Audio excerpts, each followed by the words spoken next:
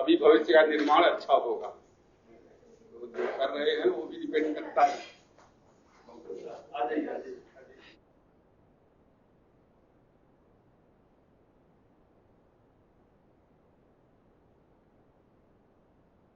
और भी आ रही है clear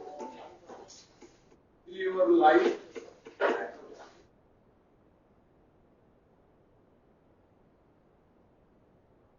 light of the light of internal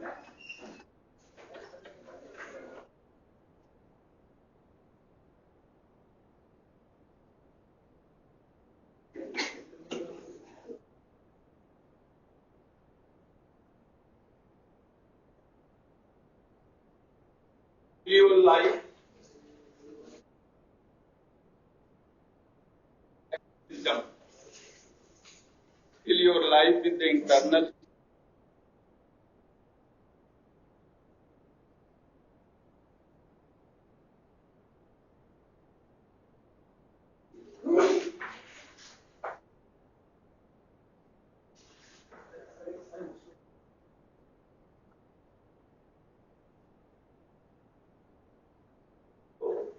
अपने जीवन को आंतरिक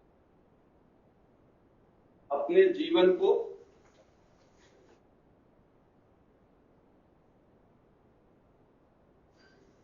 तथा अधिक बुद्धिमत्ता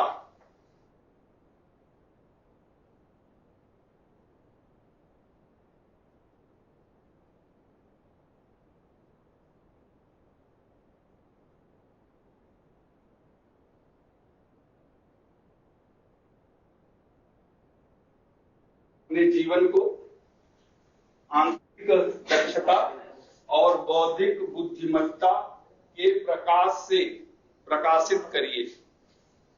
के प्रकाश से प्रकाशित करिए या भर दीजिए।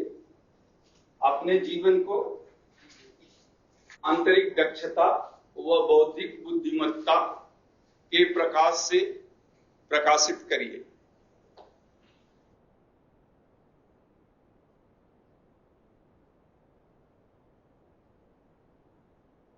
ठीक है।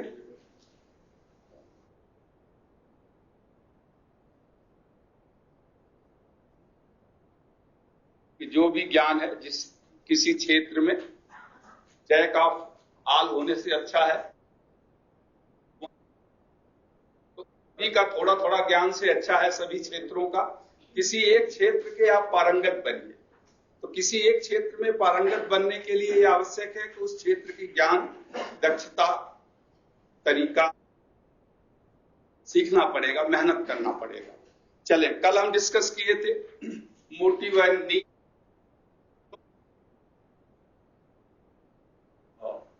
की आवश्यकता सर्वप्रथम है जो व्यक्ति को कार्य करने के लिए प्रेरित करती है। यानी आवश्यकता की अनुभूति करें, चाहे वो कोई भी आवश्यकता हो, चाहे वो भोजन की आवश्यकता हो, चाहे वो शिक्षा की आवश्यकता हो, चाहे वो आपको नौकरी अच्छी चाहिए उसकी आवश्यकता हो, अच्छी ग्रेड चाहिए, समाज में एक इज्जत चाहिए, नेता की भी एक आवश्यकता होती है। तो इतने सालों से नेता रहा है, मंत्री बन गया है, फिर भी वो 70-80 साल का हो गयागा, तब भी वो चुनाव लड़ना नहीं छोड़ता है। क्यों? क्योंकि उसकी आवश्यकता, इस आवश्यकता की कमी वो महसूस करता है, जो कि उसका मोटिव हो जाता है, उसके मन में आ गया कि नहीं मुझे एमएलए बनना, मुझे एमपी बनना, मुझे इंडस्ट्रियलिस्ट है, टाटा है, बिरला है, क्या उन्हें पैसे की कमी है? लेकिन नई फैक्ट्री क्यों खोलते हैं, नए निवेश क्यों करते हैं विदेशों? क्योंकि उन्हें अपना मान सम्मान पद की एक आवश्यकता रहती है, नीड रहती है कि मैं सबसे बड़ा इंडस्ट्रियलिस्ट बन जाऊं। उनको पद और प्रतिष्ठा, पोजीशन, इसकी आवश्यकता है, और वो आवश्यकता उनके मन में आ गया तो वो कार्य करते हैं। तो केवल आवश्यकता है, चाहिए, उसे जब तक कि वो मोटिव में परिवर्तित न हो जाए। क्योंकि कल मैंने आपको बताया था कि need converts into the want, यानी नीड ही, नीड तो क्या है, need is a cause for the action, यानी वो किसी कार्य करने का कारण, but want is a clue for the action, यानी कैसे करना है, क्यों करना है, क्या सहयोग मिलेगा, क्या चुनौतियां आएंगी, वो वांट्स। जब वांट्स आ जाता है कि नहीं मुझे ये काम करना ही है, चाहे जो भी है, कि मुझे पढ़ना है, मुझे अच्छी नौकरी है, या मैंने रेलवे में जॉब भर दिया है तो अब तैयारी करना है मुझे, तो क्या क्या उसमें सब्जेक्ट्स आएंगे, पहले आप सिलेबस देखोगे, फिर क्या मैं जानता हूं, क्या नहीं जानता हूं, जानता हूं तो कितना जानता हूं, के लिए सफिशिएंट है, तो ये सब क्लू वांट से आता है। फिर वांट आपके माइंड में एक क्रिएट करता है कि नहीं यार आप में कमी है, जनरल नॉलेज आप बिल्कुल नहीं जानते हो, टेक्निकल है बट उतना नहीं है जितना कंपटीशन के लिए चाहिए आपको, तो पढ़ो इसको। अब वो क्या करेगा, जब डिफिशियंसी क्रिएट होगी तो deficiency develop the motive in your mind, अब वो आपके यानी एक कैटलिस्ट का काम करेगा और ये व्यवहार को मैग्नेटाइज करेगा, मैग्नेटाइज योर बिहेवियर, यानी आपके व्यवहार को ये जकड़ लेगा। अब व्यवहार मोटिव के ग्रिप में जब आ जाएगा तो आपके अंतर्मन में एक अशांति होगी, अंतर्मन में एक अशांति होगी, एक असंतुलन होगा, हमेशा लगेगा यार क्या कमी है, तो क्या कमी है, टेक्निकल में कमी है, जनरल इंग्लिश में कमी है, क्या कमी है,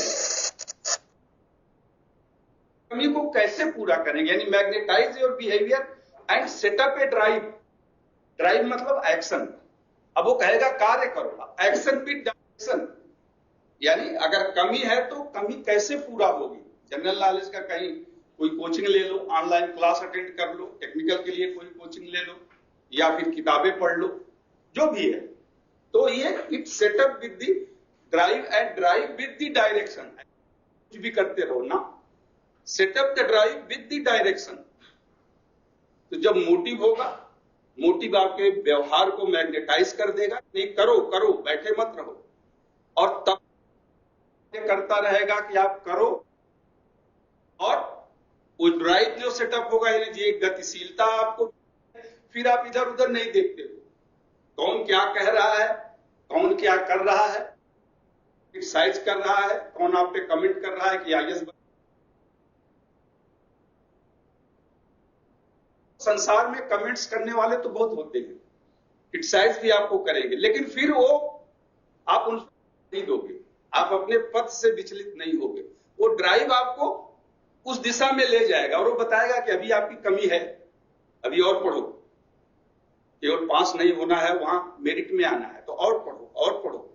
वो आपको, आप 12 बजे सोने जाओगे तो बोले अभी तो 12 बजे यार 1 घंटे और पढ़ लो, क्या फर्क पड़ता है, 1 से 5 बजे, 1 से 5 घंटे सो लेना, तो वो आपको क्लू भी देगा कि नहीं ऐसा नहीं, ऐसा कर लो, ये टफ है तो किसी और से पूछ लो, कोई क्वेश्चन का आंसर नहीं आ रहा है तो एक्सपर्ट से पूछ लो, या नेट पे इसको गूगल पे सर्च कर लो, मिल जाएगा, तो वो आपको क्लू देता रहेगा, और ये तब तक दे,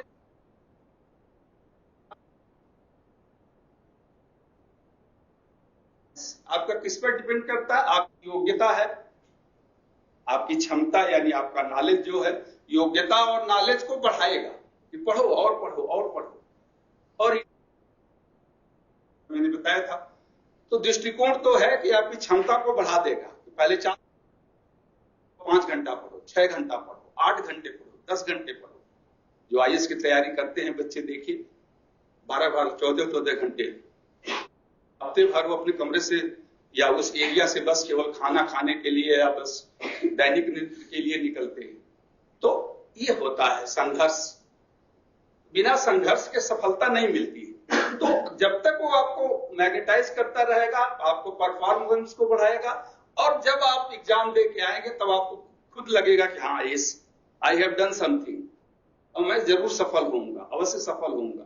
तो जब आप उस स्टेज पर पहुंच जाते हैं तो ड्राइव भी खत्म हो जाएगा, क्योंकि आपकी आवश्यकता पूर्ति होगी और जो भी नीड है वो पूरी हो गई। लेकिन अगर आप फिर वो फ्रस्ट्रेशन आता है।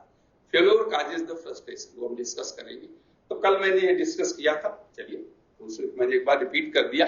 ये बहुत जरूरी है कि आपके जब वो मोटिव आ जाएगा कि नहीं मुझे करना है, तब दिखाएगा, बस वही लगेगा हाँ मुझे पढ़ना है, मुझे करना है। मुझे याद है मेरे साथ ये पढ़ते थे, तो हमारे वो रिलेटिव भी थे, हाई स्कूल इंटर की बात बता रहा हूं मैं आपको। उसके घर में उसके भाई की शादी थी,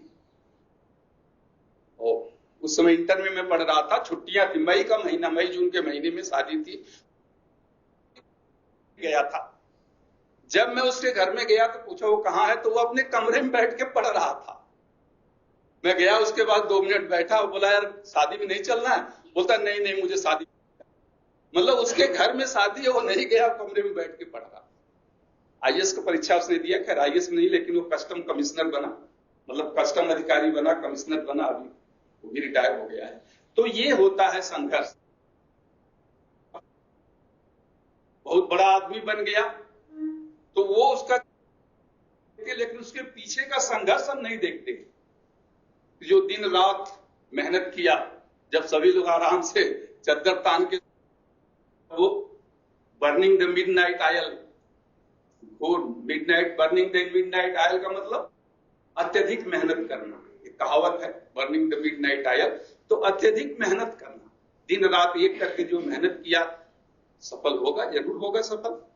तो उसीलिए ना वो एक बहुत पुराना वो गाना है ना कि जिसको खुदा मिले उसको खुदा की तलाश, मुझको तो एक झलक डैश डैश डैश सबको पता है। तो जिस आवश्यकता है, जिसको जो आवश्यकता है, वो आवश्यकता अगर आप, तो फिर कोई नहीं रोक सकता। बट उस आवश्यकता को मन में लाइए और उसको मोटिव बनाइए। बहुत पुरानी पिक्चर थी लैला मजनू की, किसी ने देखा है? बहुत पहले की थी, शायद न देखा हूं, देखा है चले वो रिपीट होती रहती है। तो उस पिक्चर में वो था ना, एक नमाज पढ़ रहा होता है, तो मजनू उसके सामने से गुजर जाता है। तुमको दिखाई नहीं देता मैं नमाज पढ़ रहा हूं, तुम मेरे सामने से गुजर गए, मैं खुदा की इबादत कर रहा हूं, तुम मेरे सामने से गुजर गए। तो उसने कहा यार तुम कैसी इबादत कर रहे हो, मैं जिसके ख्यालों में खोया हूं, मुझे कुछ नहीं दिखाई देता है, केवल वही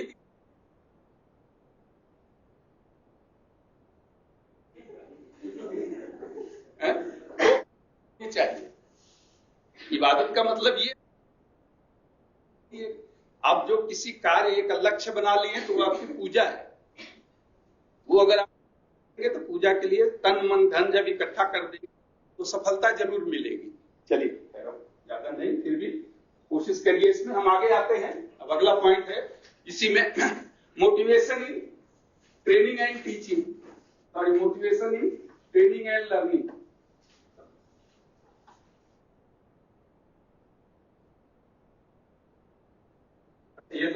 येलो नहीं, व्हाइट किया था ना।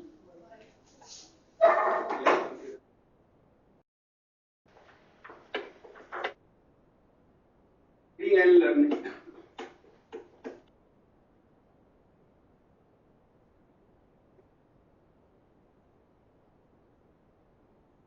Motivation in training and learning. तो शिक्षण और प्रशिक्षण और सीखने में प्रेरणा, शिक्षण और सीखने में प्रेरणा, यानी टीचिंग, ट्रेनिंग और लर्निंग में कैसे हम मोटिवेशन को यूज करते हैं, क्या होता है, थोड़ा सा इस पर हम डिस्कस करेंगे। सो motivation in training, motivation in training means, motivation in training means the method and media, the method and media adopted by, adopted, ये छूट गया, adopted, ADOPTED, adopted by teacher, adopted by teacher to obtain effective learning, to obtain effective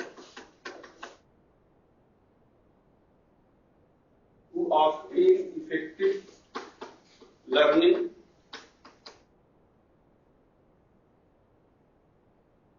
by attracting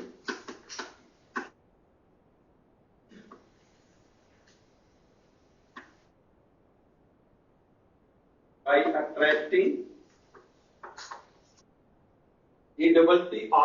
by attracting the interest and attention of the trainees.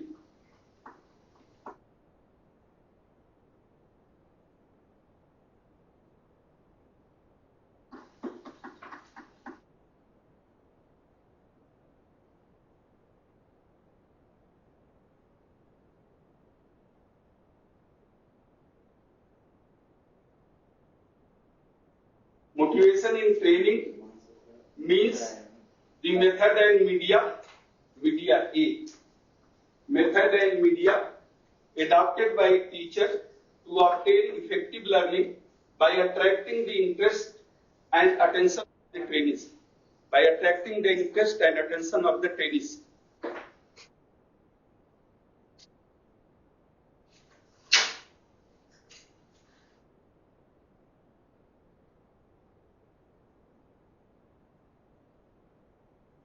हो गया? इसको आप लिख ले। प्रशिक्षण में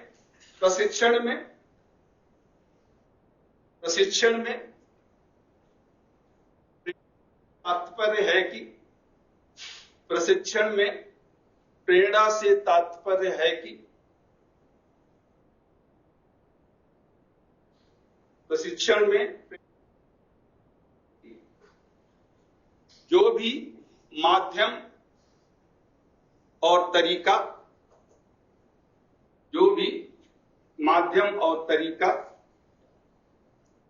शिक्षक अपनाता है,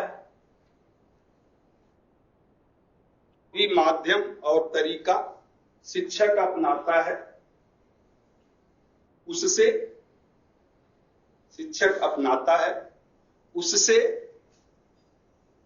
विद्यार्थियों के ध्यान और रुचि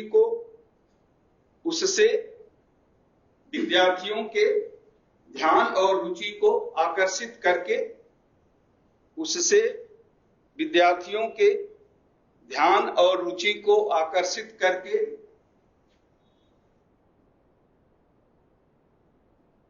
सीखने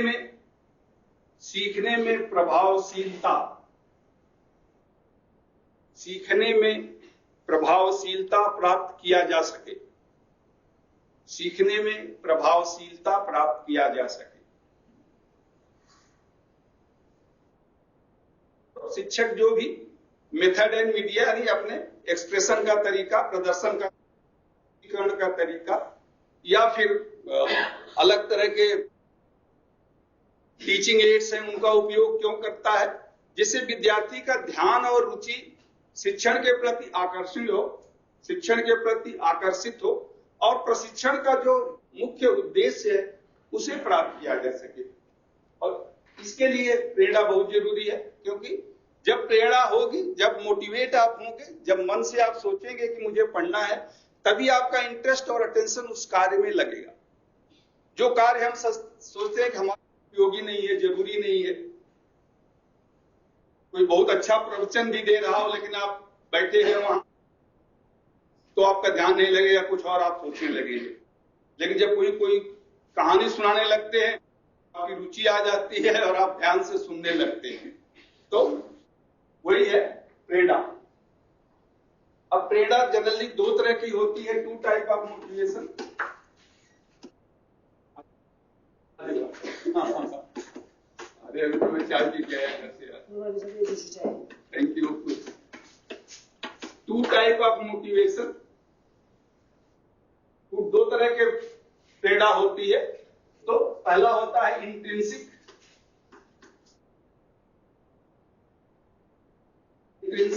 या जिसे कहते हैं internal.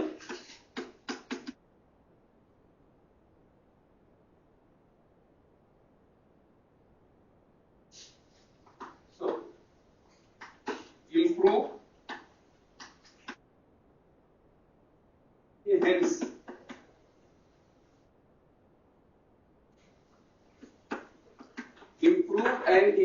the innate internal interest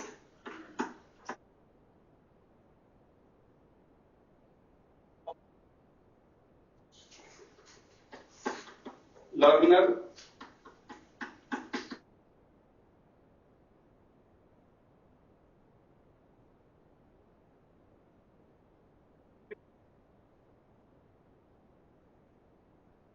semiconductor में आपने पढ़ा होगा ना, इंट्रिंसिक और एक्सट्रिंसिक सेमीकंडक्टर की तरह से जो वही है। तो इंट्रिंसिक का मतलब आंतरिक, improve and enhance the innate internal interest of the learner to learn, यानी शिक्षक को ये करना हो। innate मैंने बताया भी था, यानी नैसर्गिक या जन्मजात, सब में एक प्रवृत्ति होती है, उस प्रवृत्ति सब में एक रुचि तो होती है और उसका स्तर यानी इंटरेस्ट का लेवल अलग अलग होता है। तो इनेट का मतलब होता है जन्मजात, इंटरनल यानी आंतरिक, इंटरेस्ट यानी रुचि। तो विद्यार्थियों के, इसके आप हिंदी लिख लें, विद्यार्थियों की स्वाभाविक आंतरिक को, विद्यार्थियों की स्वाभाविक यानी नेचुरल, जो जन्मजात है, विद्यार्थियों की स्वाभाविक आंतरिक रुचि को सुधार कर व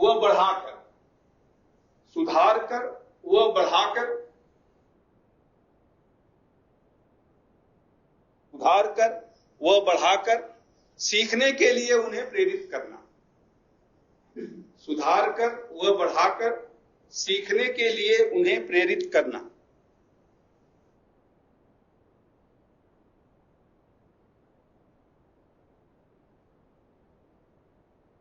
सब में यह होता है, लेकिन शिक्षक का कर्तव्य होता है कि अपने विद्यार्थियों की रुचि को बढ़ाए।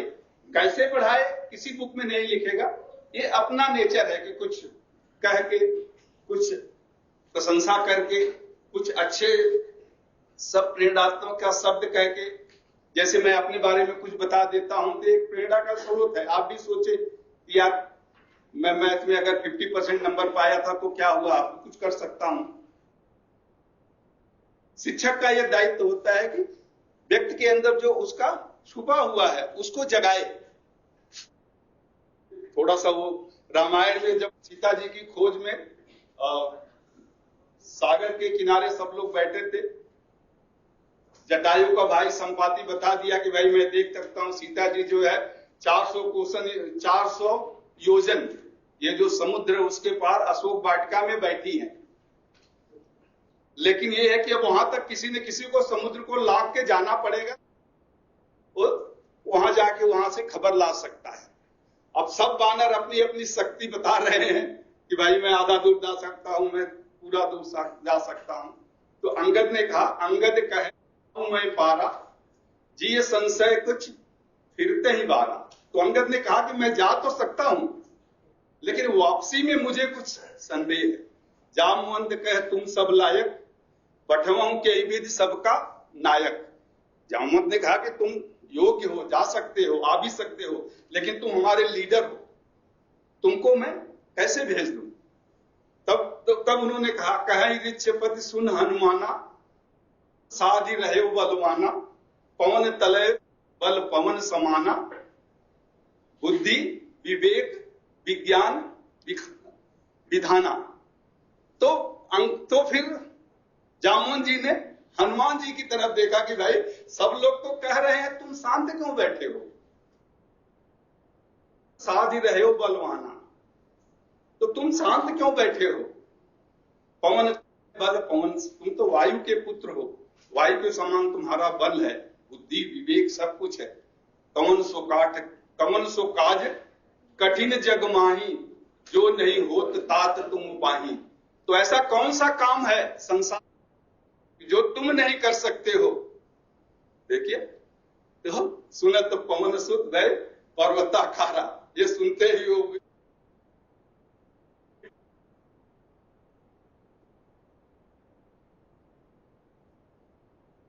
तो प्रेरणा के शब्द हैं जो जामवंत जी ने अंगद जी को, सॉरी हनुमान जी को कहा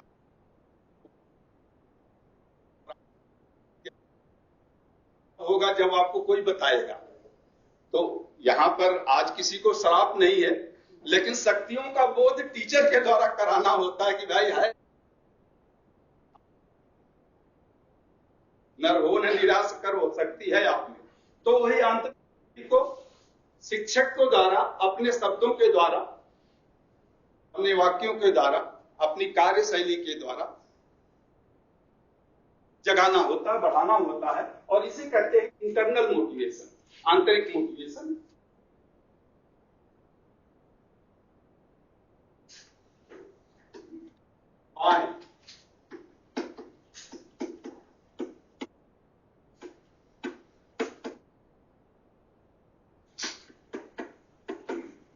एक्सटर्नल यानी bye motivation.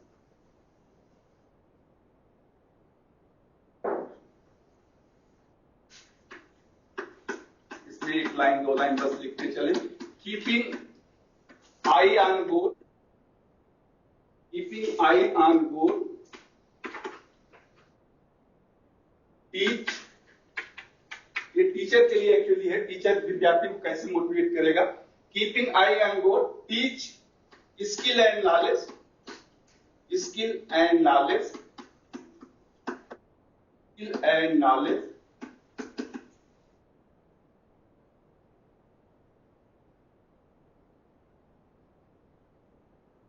skill and knowledge properly, so that learner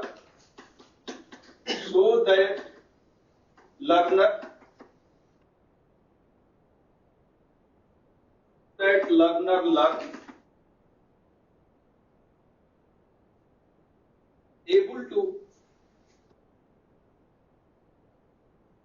to earn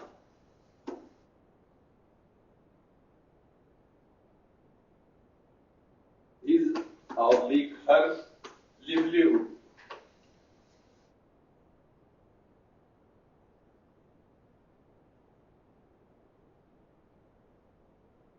LIVE भी कहीं कहीं होता है, लिवलीहुड, LIVELYHOOD, लिवलीहुड यानी जीविका। लिवलीहुड का मतलब होता है जीविका।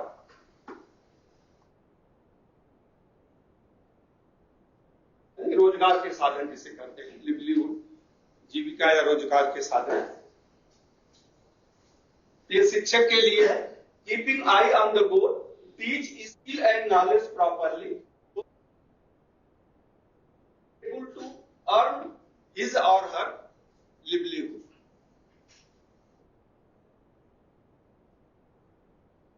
हो गया हिंदी आप लिख लीजिए।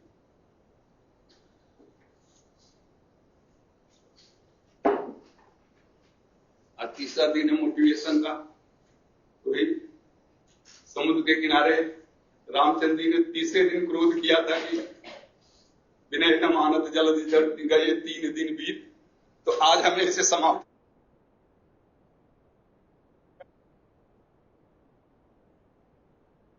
हम सकूब तब पढ़ते नहीं आप लोग, लगता है कभी कभी पढ़ा करो भाई, है? समय नहीं मिलता है। नहीं है यार, तो थोड़ा सा अवधि भाषा में है, बट ठीक है, आप पढ़ोगे तो समझ में आएगा, ऐसी बात नहीं। चले खैर,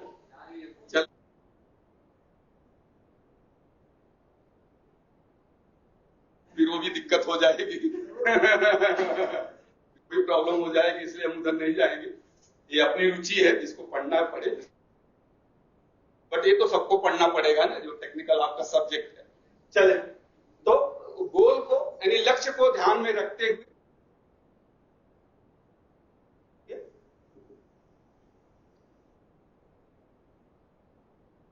विद्यार्थियों को ज्ञान और दक्षता, लक्ष्य को ध्यान में रखते हुए विद्यार्थियों को ज्ञान और दक्षता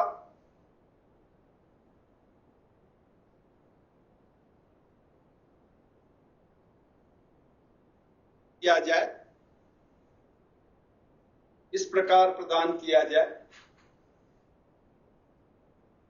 कि वह आवश्यक सीख प्राप्त करके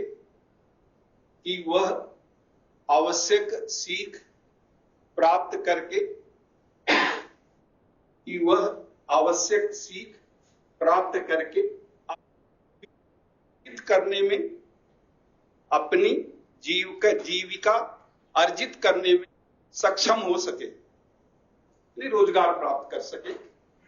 टीचिंग का ठीक है, यहां हम नॉलेज या स्किल या ट्रेड का जो भी देते हैं, अपनी जीविका अर्जित कर सके। लेकिन हमारा मेन गोल यही है कि इसके बाद आपको पीएचडी या आगे पढ़ना नहीं,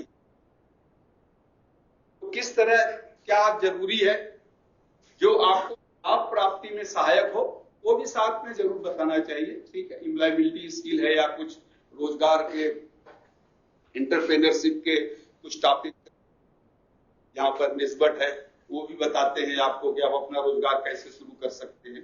तो सब तरीके अभी शिक्षण में डाले गए हैं। इसीलिए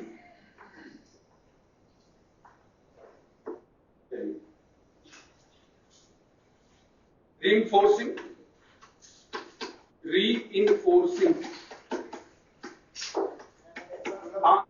इसी के अंतर्गत, ये नया जस्ट हेडिंग है बट इसी के अंतर्गत है, motivation in training and teaching, reinforcing of learning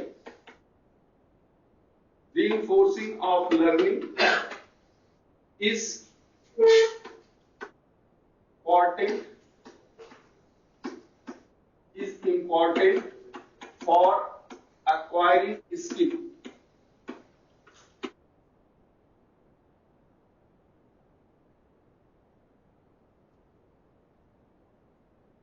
sir motivation जैसे बच्चे भी होते हैं सर, हम लोग भी मोटिवेट होने के लिए कभी वीडियोस वगैरह देखते हैं, लेकिन सर वो बिल्कुल वैसा होता है, कैपेसिटर चार्ज हुआ फिर हम थोड़ी देर बाद डिस्चार्ज हो जाते हैं, चीजें भूल जाते हैं, अगले दिन फिर मोटिवेशन की जरूरत पड़ती है। सर कैसी ऐसी चीजें रहें जो हैबिट्स बनाए जिससे कि मोटिवेशन परमानेंट बना है, छोटा भी हो? परमानेंट तो कुछ ऐसा नहीं है, ये जीवन ही, ये संसार ही निसर्ग है। कोई चीज लगातार बना रहे तो वो आपकी जो बढ़ जाए, जो आपका मैंने बताया ना, बनी रहेगी, मोटिवेट होंगे। जब आवश्यकता भी खत्म होगी तो आपका मोटिव भी खत्म हो जाएगा। तो क्या किस कारण आप पढ़ रहे थे, क्या वो कारण खत्म हो गया? जैसे आप पढ़ रहे हैं, आप एग्जाम दे के आए थे, रेलवे के या किसी दूसरा एग्जाम दे के आए थे, 6 महीने बाद पता चला आपका अपॉइंटमेंट हो गया, तो क्या आप इस कोर्स को कंटिन्यू करेंगे? छोड़ के चले जाएंगे, वहां जॉब ज्वाइन कर लेंगे। तो अब ये मोटिवेशन जो यहां था, ये तो खत्म हो गया। तो ये आवश्यकता ही आविष्कार की जननी, वो बहुत सही कहा गया है कि जब तक आपकी आवश्यकता है। और मोटिवेशन का दूसरा भी होता है, जब हम लिमिटेशंस में आएंगे, कि व्यक्ति का नेचर बहुत कॉम्प्लेक्स है। अभी हमें लगता है यार, जब हम देखिए बचपन से लेके आज तक क्या क्या आवश्यकताएं आई और आवश्यकता रहती है, समय के साथ आवश्यकताएं बदलती रहती हैं। पहले आपको पढ़ना कहता है कि यार आप कुछ कमाओ, अब आप कमाने, शादी हो जाएगी तो फिर एक आपको और एक आवश्यकता बढ़ जाएगी। तो आवश्यकता के अनुसार आवश्यकता भी समय समय पर चेंज होती है। कभी कभी एक समय पर 2-3 आवश्यकताएं आ जाती हैं, तो आपको लगता है कि अब ये करूं कि ये करूं, तो उसमें फिर आप प्रायोरिटी करते हैं कि सबसे जरूरी क्या है। तो मोटिवेशन बना रहे इसके जरूरी है कि आपकी आवश्यकता क्या है और कितना गहरी सोच,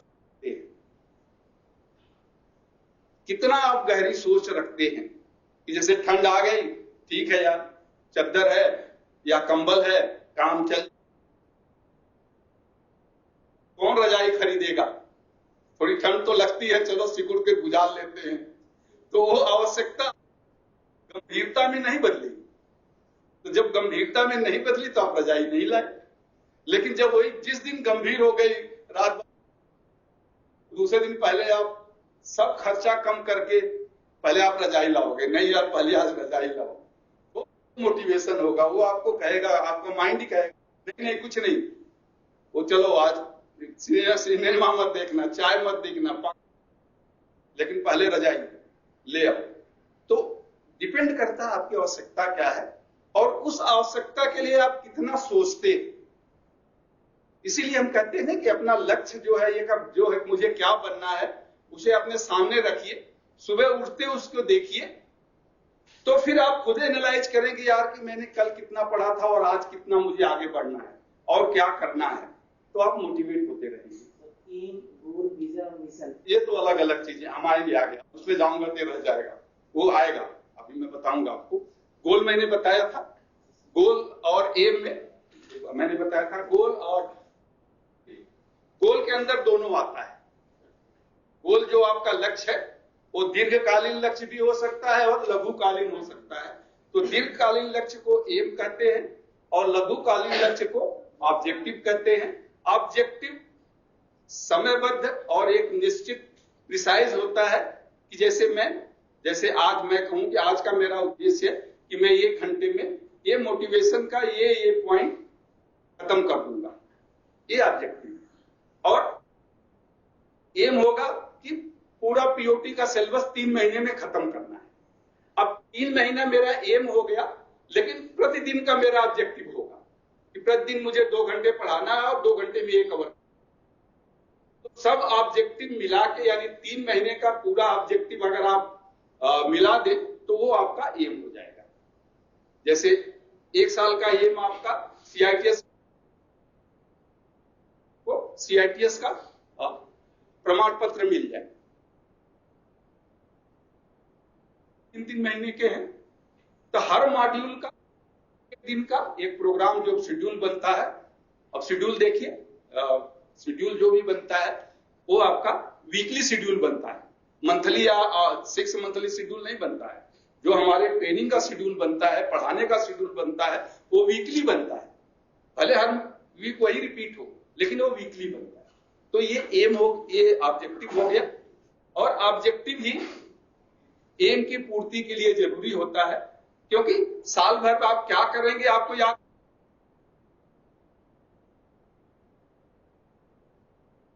ये ऑब्जेक्टिव।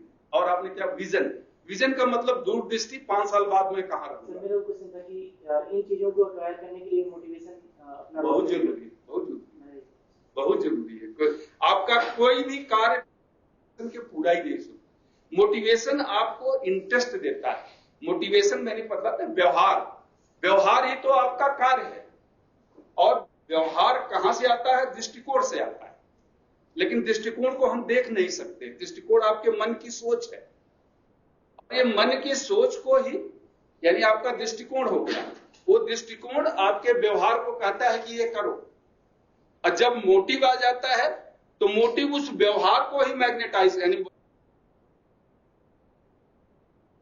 कोण का एक सहायक बन जाता है। जैसे जब कोई आप देखेंगे कि कोई बिजनेसमैन है, जब थोड़ा बुढ़ा हो जाता है तो बिजनेस उसके नाम पे वो भी बैठता है, लेकिन फिर अपने बेटे को, भाई अब मैं थोड़ा नहीं देख रहा हूं, 2-4 घंटे तुम भी बैठा करो। धीरे धीरे मान लो बीमार पड़ गया, हॉस्पिटल में चला गया, तो पूरा दिन भर वो बच्चा ही देखेगा। एटीट्यूड की जगह ये मोटिवेशन आ जाता है। जो आपका स्किल मैंने बताया था ना, P इक्वल टू, थोड़ा सा आगे जा रहा है, P equal to K into knowledge into skill into A। ठीक है, ये है एटीट्यूड। इस एटीट्यूड को ये मोटिवेशन रिप्लेस कर देता है, और ये आपका नॉलेज और स्किल को भी बढ़ाता है। ऐसा नहीं, इस यहां पे मैंने कहा था कि ये ये प्लस था, नॉलेज और स्किल यहां कांस्टेंट रहते हैं, तो ये एटीट्यूड जो है इसके डायरेक्टली प्रोपोर्शनल होगा। लेकिन जब ये मोटिवेशन आ जाता है तो ये आपके नॉलेज और स्किल को भी इसको भी बढ़ाता है, यानी ये इसको भी बढ़ाता है। अल्टीमेटली परफॉर्मेंस तो बढ़ेगा ही। एक क्वेश्चन सर और है मेरा, स्किल नॉलेज हो गया सर, वर्कमैनशिप और competency. Sir level of motivation sir, ना competency is not the knowledge, competency is the skill. मैं स्किल हो गया सर। हाँ, स्किल, वर्कमैनशिप ना वर्कमैनशिप अलग बात है। कॉम्पिटेंसी,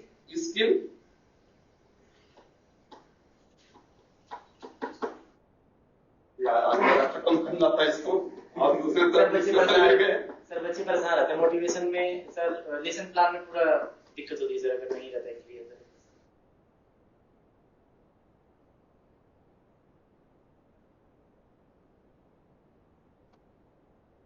वर्कमैनशिप का ये तीनों पार्ट है। वर्कमैनशिप का मतलब क्या हुआ? कार्यकुशलता या कुशल कारीगरी जिसे कहते हैं। तो ये तीनों कुशल कारीगरी का पार्ट है। स्किल, आप आईटीआई है 1 साल या 2 इलेक्ट्रॉनिक, तो आपको जो सर्टिफिकेट मिली उस स्किल क्राफ्टमैन, स्किल क्राफ्टमैन होती है, कॉम्पिटेंट क्राफ्टमैन नहीं लिखा रहता, उसमें लिखा रहता है स्किल क्राफ्टमैन, यानी आप एक शिल्पकार बन गए, कुशल शिल्पकार, यानी आपको एक आवश्यक नॉलेज भी है और स्किल भी है, लेकिन क्या वो स्किल सफिशिएंट है? उस स्किल को सफिशिएंट बनाने के लिए आप अप्रेंटिस करते हैं। अप्रेंटिस यानी ऑन जॉब ट्रेनिंग। भाई आप मशीन के बारे में जानते हैं, पीएलसी के बारे में जानते हैं, आप सब कुछ जानते हैं और सप्लाई बना सकते हैं, लेकिन क्या आप उसके मास्टर हैं? नहीं। तो 1 साल की जब आप ट्रेनिंग कर लेते हैं और नॉलेज कुछ बढ़ता है, लेकिन स्किल आपकी हैंड स्किल जहां बढ़ जाती है तो वो होती है कॉम्पिटेंसी। 1 साल का 2 साल का कॉम्पिटेंसी होता है। जैसे मैंने एक एग्जाम्पल भी आपको इसको बताया भी था शायद शुरू में, जब कि रेलवे में जैसे है, रेलवे में जो लोग 1 साल जो भी अप्रेंटिस करके आया हो या जो भी आया हो, 1 साल में उन्हें कॉम्पिटेंसी की सर्टिफिकेट दी जाती है, लेकिन जब वो 5 साल कर लेते हैं वही काम लगातार, यानी अब आप पारंगत हो गए, तब वो प्रोफिशिएंसी मिलती है। प्रोफिशिएंसी समय के साथ है। आप ड्राइवर बन गए,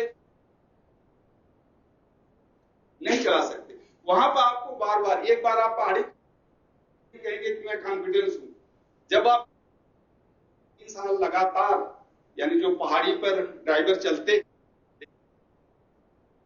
चलेंगे तब उनको पहाड़ पर भेजा जाता है। तो जब 5 होंगे, यानी अब वो प्रोफिशिएंसी हो गई।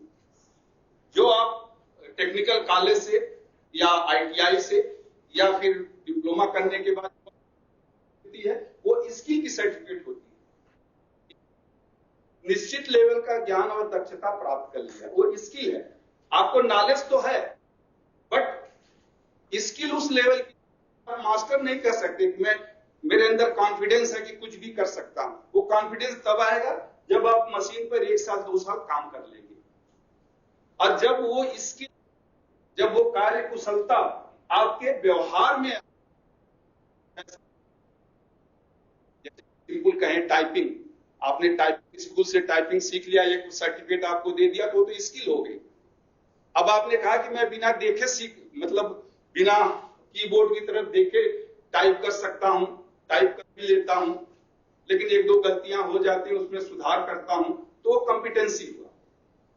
अब आप 40 वर्ड्स बिना देखे, बिना मिस्टेक के टाइप कर सकते हैं, तो आपकी प्रोफिशिएंसी हमेशा समय के साथ आती है कि उसी कार्य को आप 3 साल 4 साल 5 साल करें। टीचिंग में भी शिक्षक जब 4 साल 5 साल रेगुलर उसी कार्य को करता रहता है, तब वो कहते हैं कि is a proficient teacher, is a proficient. तो प्रोफिशिएंसी कहीं भी, तो प्रोफिशिएंट टीचर जो आपके व्यवहार में समाहित हो जाए। और कार्य कुशलता तो एक सामान्य टर्म है। कार्य कुशलता, अब कोई बाहर से इंस्टीट्यूट है यार, अरे इसको तो क्या बोलते हैं यार, या प्रशिक्षण संस्थान है, लेकिन जो जानता है वो कहेगा कि हाँ यहां सीआईटीएस है। अब सीआईटीएस क्या है, जो जानेगा वो बताएगा। तो ये क्या, उसमें पारंगत हुए तो ये कॉम्पिटेंसी हुई, और हुआ तो ये वर्कमैनशिप एक जनरल नाम है। जैसे हम कहते हैं अभिभावक, अभिभावक का तो मतलब ही होता है कि माता पिता या गार्जियन, लेकिन आप अपने पिताजी का कि ये पिताजी है, ये इनका ये नाम है, मेरी माता जी है, इनका ये नाम है, तो स्पेसिफिक हो गया। तो ये स्पेसिफिक है। कि किसी क्षेत्र में कितना नॉलेज आपको है, कितना दक्षता है, उसमें आप प्रवीण कितने हुए। हिंदी में इसको दक्षता कहते हैं। देखिए कभी कभी हिंदी में दक्षता कहते हैं, इसे कहते हैं प्रवीणता, और इसे कहते हैं पारंगता।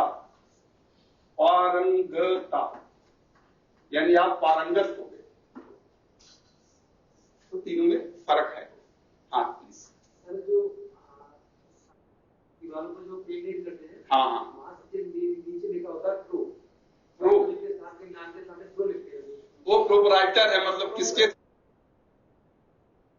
वो प्रोपराइटर का मतलब ये होता है कि किसने, वो तो उनका प्रचार एक तरह से होता है। हम लोग मतलब ड्राइव करते हैं या जो ड्राइव करते हैं नीचे प्रो करके लिखते हैं साइड में। टाइप होगी भाई, दूसरा उसको कोई नकल ना करे। हाँ, उससे कोई नकल ना कर सके, वो तो उसका प्रॉपर्टी राइट होता है, वो उसलिए लिखते हैं। वो उसके से उसकी कोई उसका कोई दूसरा नकल ना करे, इसलिए वो लिखते हैं। Thank you sir. नहीं तो मैंने शायद बताया भी था एक दिन, याद नहीं होगा। चले कोई बात नहीं, अब हम आते हैं अपने टॉपिक पे। तो मैं अभी बता रहा था कि reinforcement in learning play an important role in acquiring of skill। Reinforcement का मतलब है सुदृढ़ीकरण यानी सुदृढ़ होना, पॉजिटिव लर्निंग आप कर सकते हैं। तो इसकी हिंदी आप लिख लेंगे, दक्षता सीखने में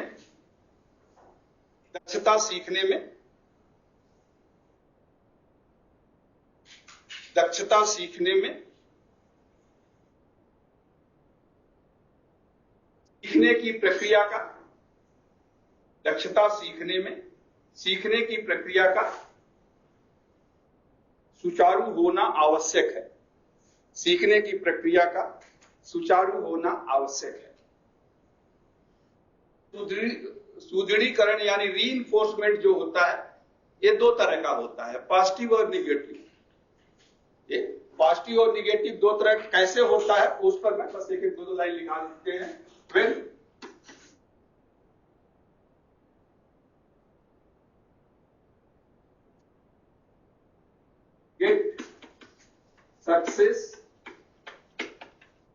learner gets success in first attempt,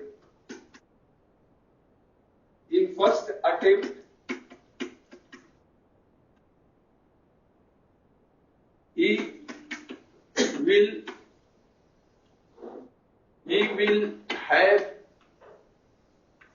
will have the hope of success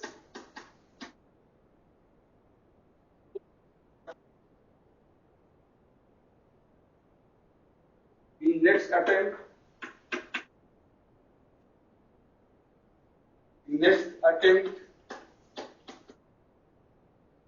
leading to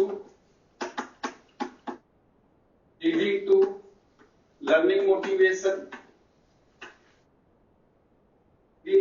learning motivation,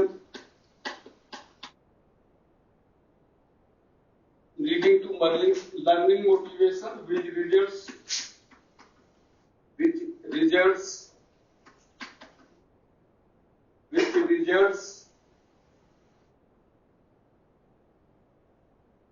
results in positive reinforcement.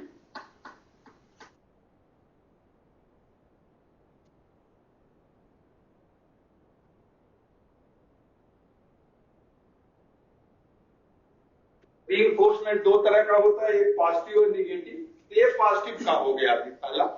When learner gets yes कर या learners कर दे, when learners get success in first attempt,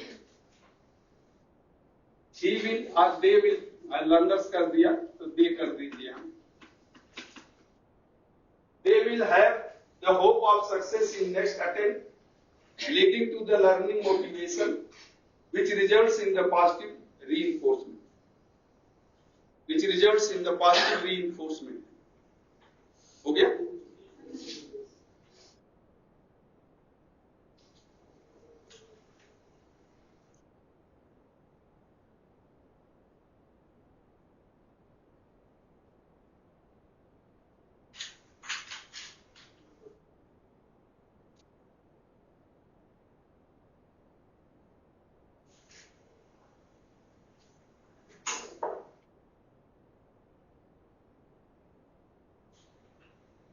Hindi आप लिख लें।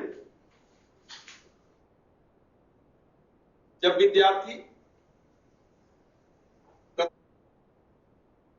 विद्यार्थी प्रथम प्रयत्न में यानी पहली बार में, जब विद्यार्थी पहली बार में या प्रथम प्रयत्न में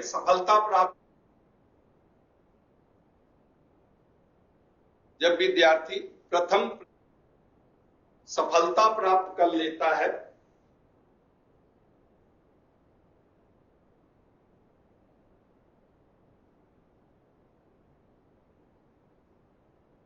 तो दूसरा प्रयत्न करने से पहले उसके अंदर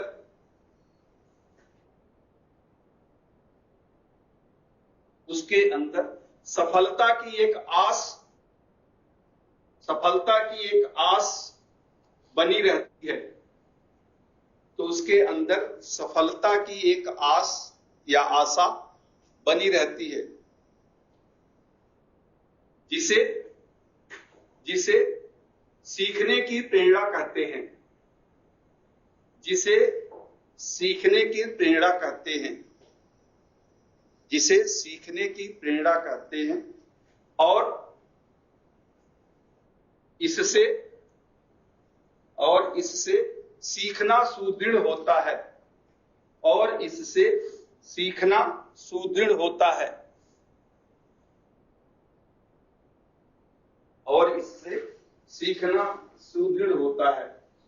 दिखा दे।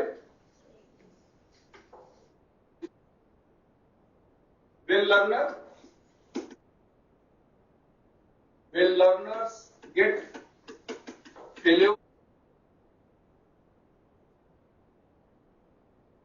in first attempt,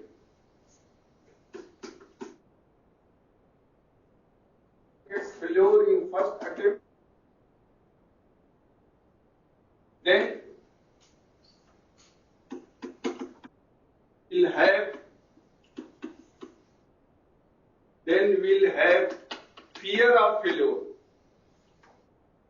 Then we'll have fear of failure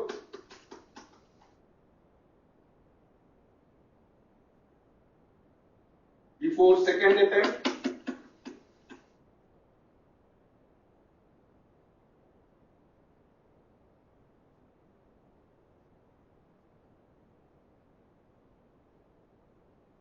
Before second attempt,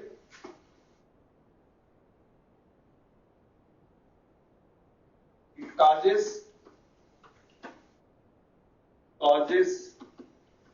barrier in learning.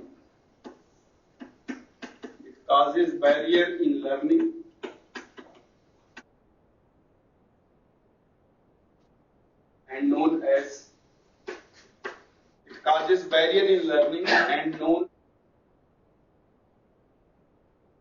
negative reinforcement.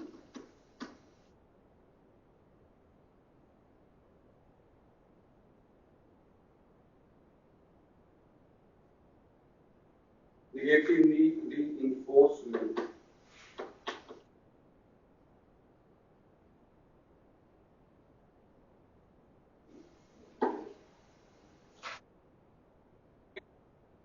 When learners get failure in first attempt के बाद कामा करते हैं, then will have fear of failure before second attempt. It causes a full stop है. It causes barrier in learning and known as negative reinforcement. It causes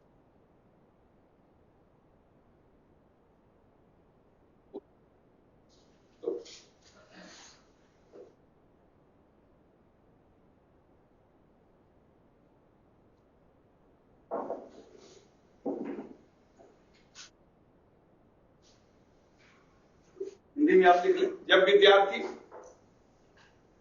विद्यार्थी पहले ही प्रयत्न में असफल हो जाता है, विद्यार्थी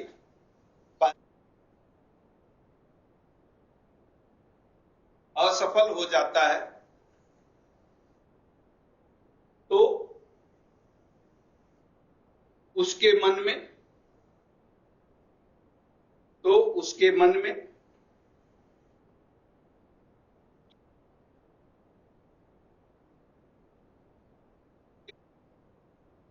दूसरा प्रयत्न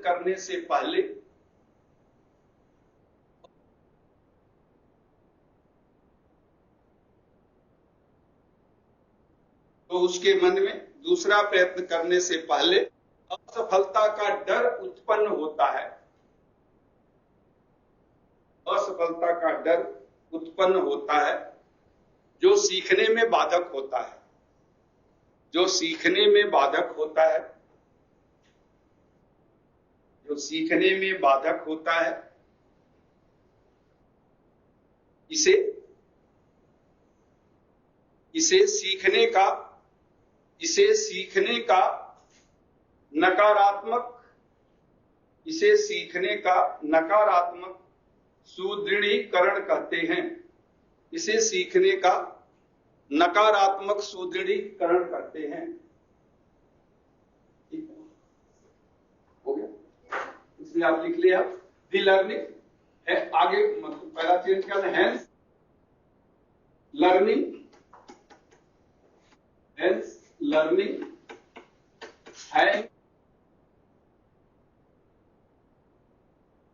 in balance of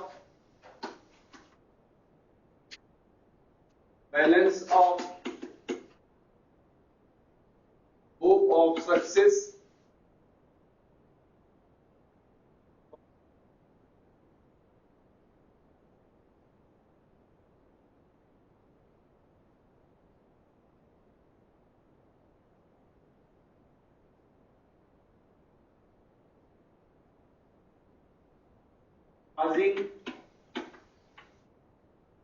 causing pleasure and displeasure in the learning,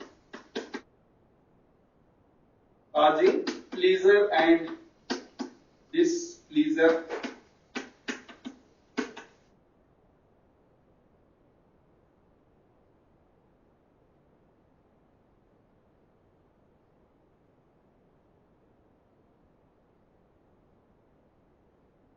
imbalance of hope of success and fear of failure, causing displeasure in the learning.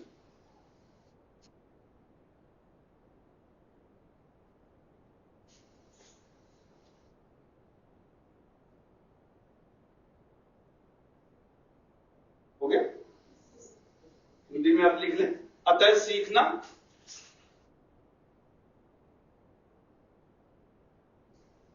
सीखना सफलता की आशा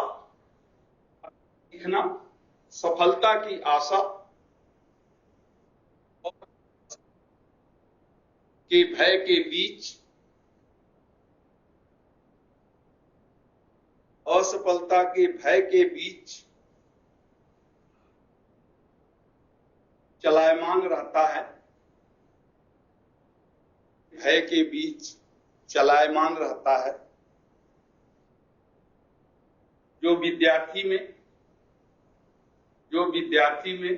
सीखने के प्रति रुचि व अरुचि उत्पन्न करता है, जो विद्यार्थी में सीखने के प्रति रुचि और अरुचि उत्पन्न करता है। प्लीजर यानी प्रसन्नता भी कह सकते हैं, जो सीखने के प्रति प्रसन्नता और अप्रसन्नता। जब आप सफल हो जाते हैं तो आपको खुशी होती है, जब आप असफल हो जाते हैं वो ह्यूमन नेचर है, तो उसी को ये दर्शाता है। तो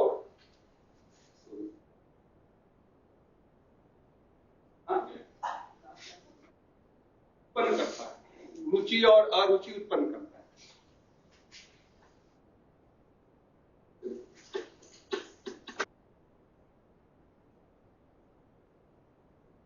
learner success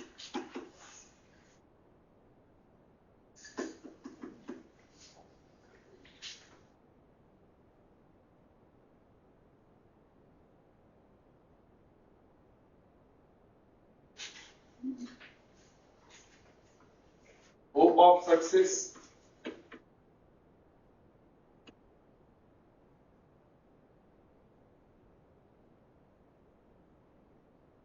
learning motivation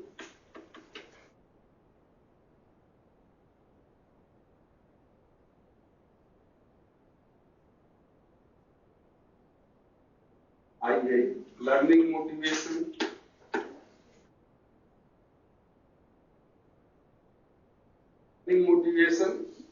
और लास्ट है leisure in learning.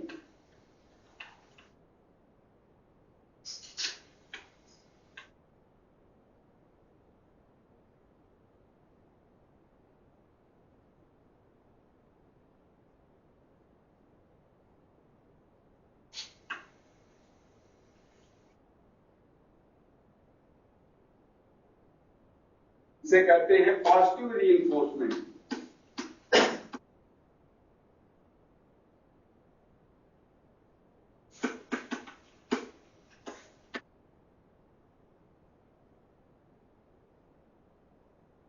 Hello.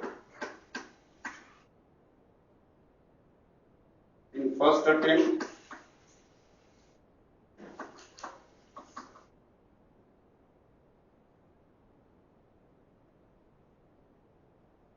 fear of failure,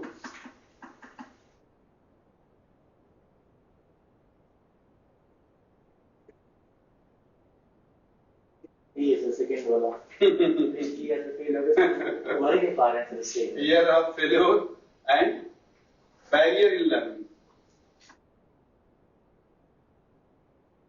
Barrier in learning, yeah, sorry, barrier in learning नहीं, motivational barrier, motivational barrier.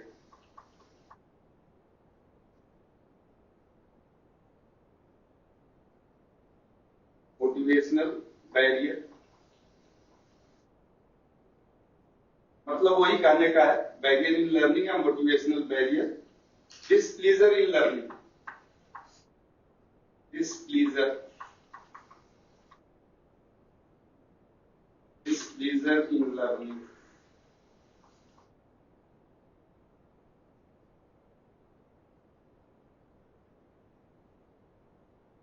इसे कहते हैं निगेटिव रीइंफोर्समेंट।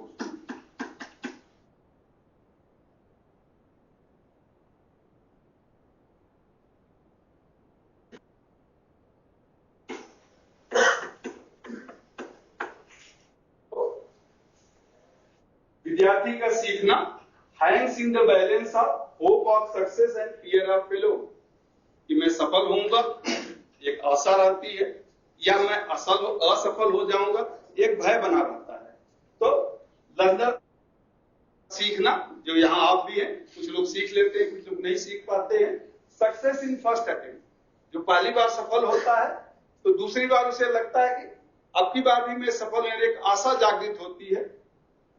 लर्निंग मोटिवेशन, तो एक सीखने के प्रति एक प्रेरणा उत्पन्न होती है, एक उत्साह उत्पन्न होता है, काइंड ऑफ इंस्पिरेशन, आंतरिक उत्साह, मैं करूंगा और अच्छे से करूंगा। प्लीजर इन द लर्निंग, उस कार्य करने में उसको आनंद भी आता है, सुख की अनुभूति होती है, खुशी होती है, रुचि भी होती है। और जब इसके साथ आप करते हैं कार्य को, आप खुशी से कर रहे हैं, आनंद के साथ कर रहे हैं, रुचि के साथ कर रहे हैं, तो पॉजिटिव रीइंफोर्समेंट होता है। सकारात्मक सुदृढ़ीकरण, सकारात्मक सुदृढ़ीकरण उसे कहते हैं। इसका जस्ट अपोजिट है failure in the first attempt.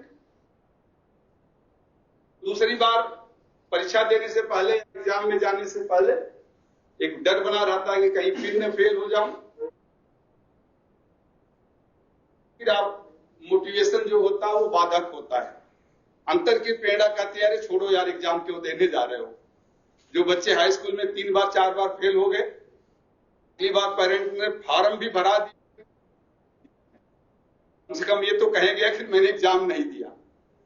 कोई कहेगा कि फेल हो गए क्या, बोला एग्जाम ही नहीं दिया था, नहीं तो पास हो जाता नहीं तो पास हो जाता। तो उसके लिए एक बचने का तो तरीका है ना भाई। क्या इस बार भी वही है ना, कोई फिल्म में पप्पू पास हो गया वही कहावत हो जाती है। जैसे इन्होंने कहा कि बच्चे फेल हो गए निगेटिव, तो इसीलिए मैंने आपको इंडिविजुअल डिफरेंसेस का तीसरा या चौथा point remedial and diagnostic method of teaching में बताया था।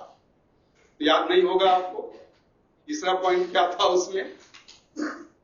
तीसरा पॉइंट मैंने आपको बताया था कि जो इनिशियल टेस्ट लिया जाए उस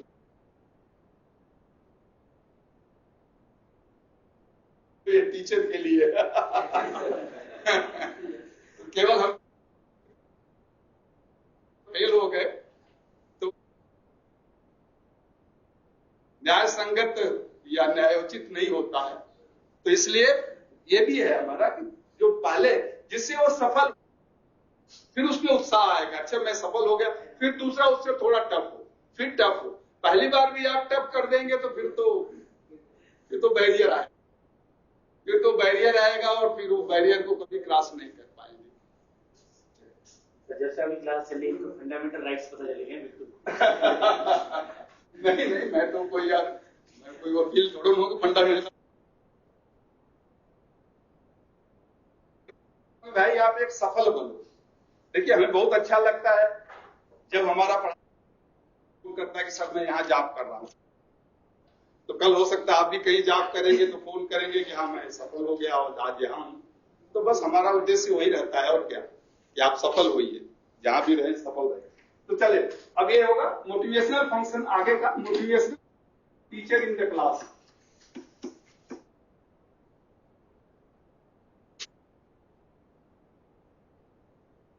हो पाएगा, चलिए कोई बात नहीं।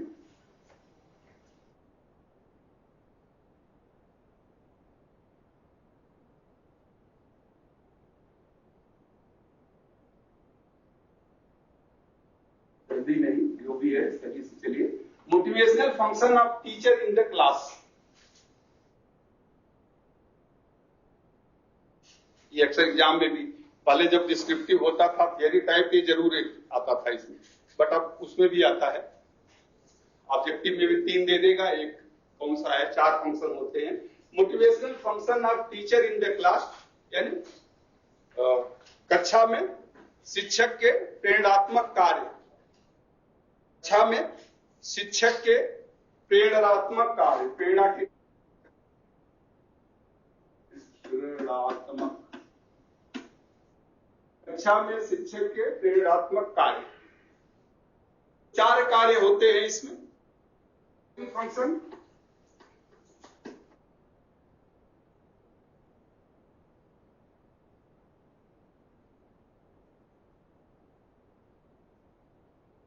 दूसरा है एक्सपेक्टेंसी फंक्शन,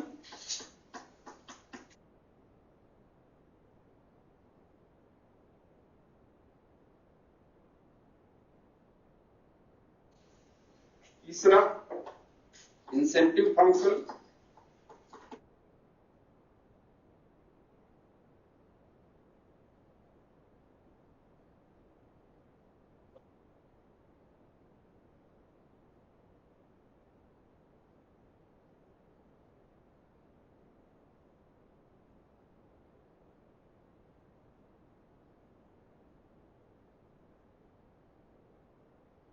ये 4 फंक्शन होते हैं। arousing, AROUSING, arousing function,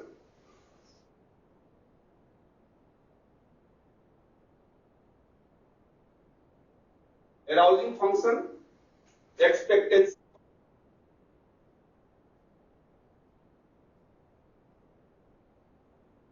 incentive function और disciplinary function।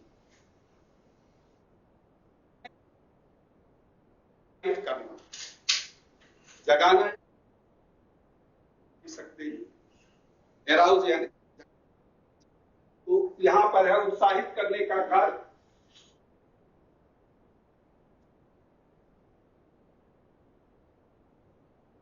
आशा करना तो एक निश्चित आशा का कार्य या आशा को सुनिश्चित करने का कार्य। आशा को यानी विद्यार्थियों की जो आशा होती है, आशा को सुनिश्चित करने का कार्य। अपेक्षा, अपेक्षा भी लिख सकते हैं, विद्यार्थियों की अपेक्षा को सुनिश्चित करने का कार्य। इंसेंटिव यानी प्रलोभन, प्रलोभन।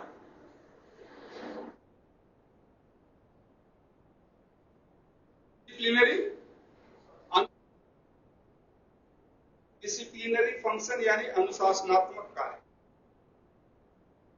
शिक्षक का कक्षा में ये 4 कार्य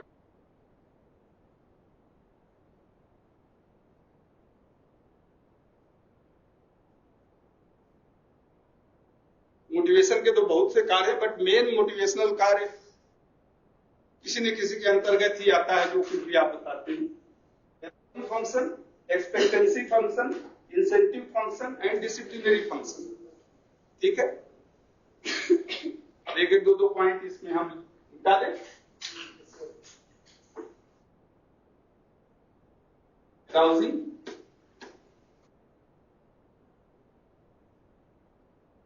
it is responsibility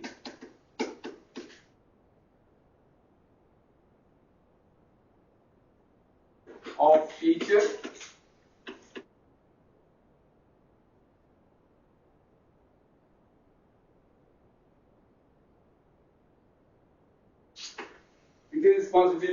teacher to arouse the interest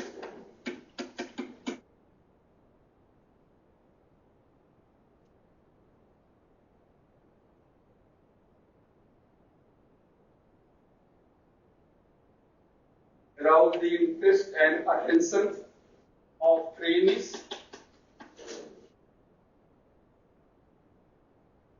before starting the class, before starting the class, before starting the class, maintain it,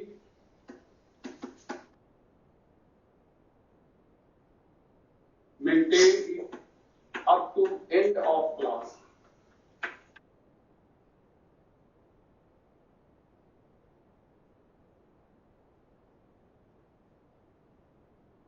ये शिक्षक का पहला दायित्व होता है। क्या? It is the responsibility of the teacher to arouse the interest and attention of the trainees before starting the class and maintain it up to the end of class.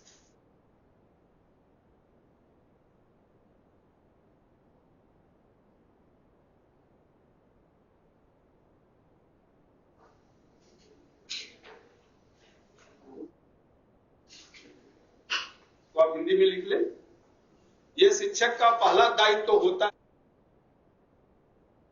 यह शिक्षक का पहला दायित्व होता है कि कक्षा शुरू करने से पहले, यह शिक्षक का पहला दायित्व होता है कि कक्षा करने से पहले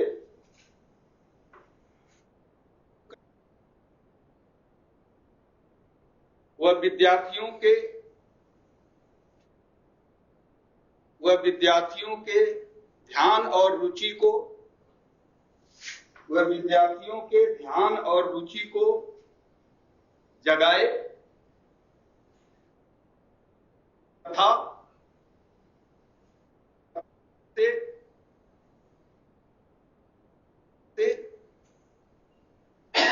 कक्षा के समापन तक बनाए रखे, कक्षा के समापन तक बनाए रखे।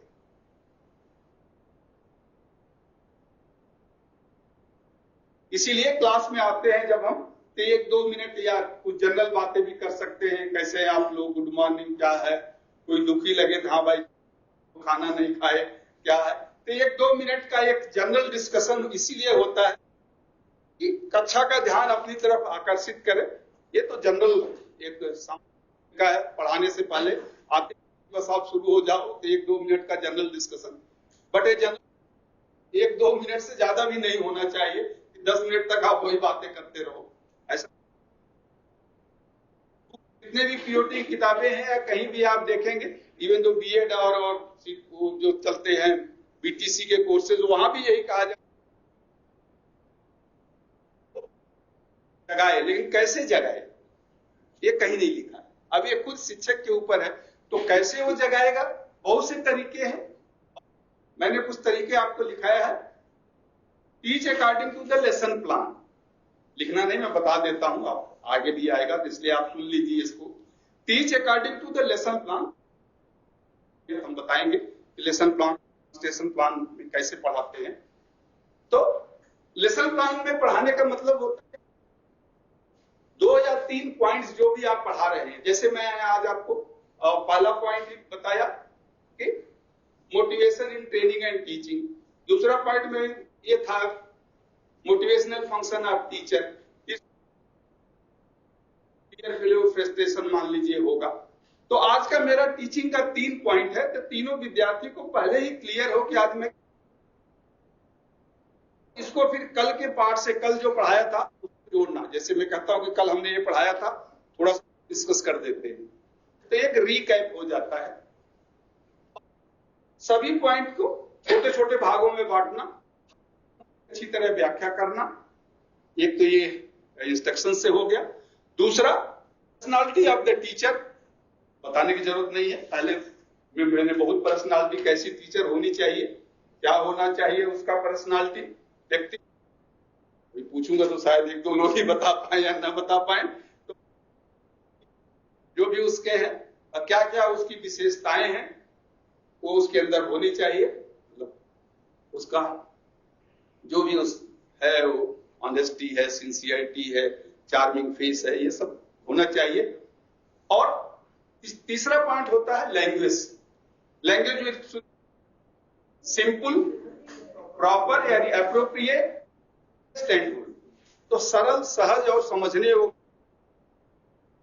और उसकी आवाज, the rate of delivery, commanding voice and tone of the voice must be proper. ये कुछ है, बहुत से पहले चैप्टर में हमने बताया है, इसलिए हम उसको रिपीट नहीं करेंगे। तो ये सब बहुत जरूरी होता है उसमें रहे, और फिजिकल कोई डिफेक्ट ना हो, बताए क्लास में, ट्रेनिस का सुने, उनकी समस्याओं को सुने। यानी समस्याओं का मतलब जो टीचिंग और लर्निंग से संबंधित समस्याएं हैं, जनरल या पर्सनल समस्याओं की बात यहां नहीं होती है, तो उन सबको सुने, ये मेन होता है। इसको, इस पर ध्यान देना चाहिए। चलिए, दूसरा है expectancy.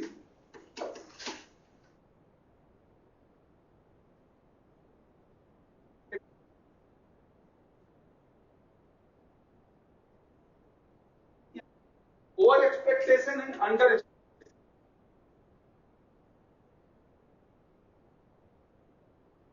Over expectation due to initial success, discuss किया था, initial success, and under expectation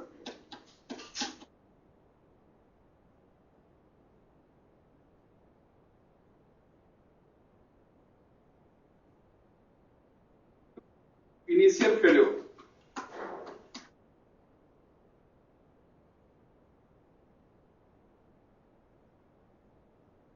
बार सफल हो जाता है तो उसको एक ओवर एक्सपेक्टेशन होता है, यार ये तो कुछ नहीं है, मैं आराम से पास हो जाऊंगा। तो जो ये जहां वो ओवर एक्सपेक्टेशन, फिर पढ़ने के प्रति उसकी रुचि कम हो जाती है। तो ओवर एक्सपेक्ट सफलता से ज्यादा उत्साहित न होकर अपने कार्य को निरंतर करते रहे। ये शिक्षक को बताना होता है कि ठीक है आप सफल हो गए, लेकिन अब आगे और थोड़ा कठिन आएगा, इसलिए आप और ध्यान दें। इसका मतलब यही है कि over expectation due to initial success में डैमेज द गोल। बार मैं अच्छा नंबर ला दिया और एक बार मैं सफल हो गया, तो पूरे हर सेमेस्टर में या हर पूरे साल में ऐसी सफलता रहेगी तो आगे कठिन भी होगा। लेकिन इसलिए मेहनत आपको करते रहना होगा।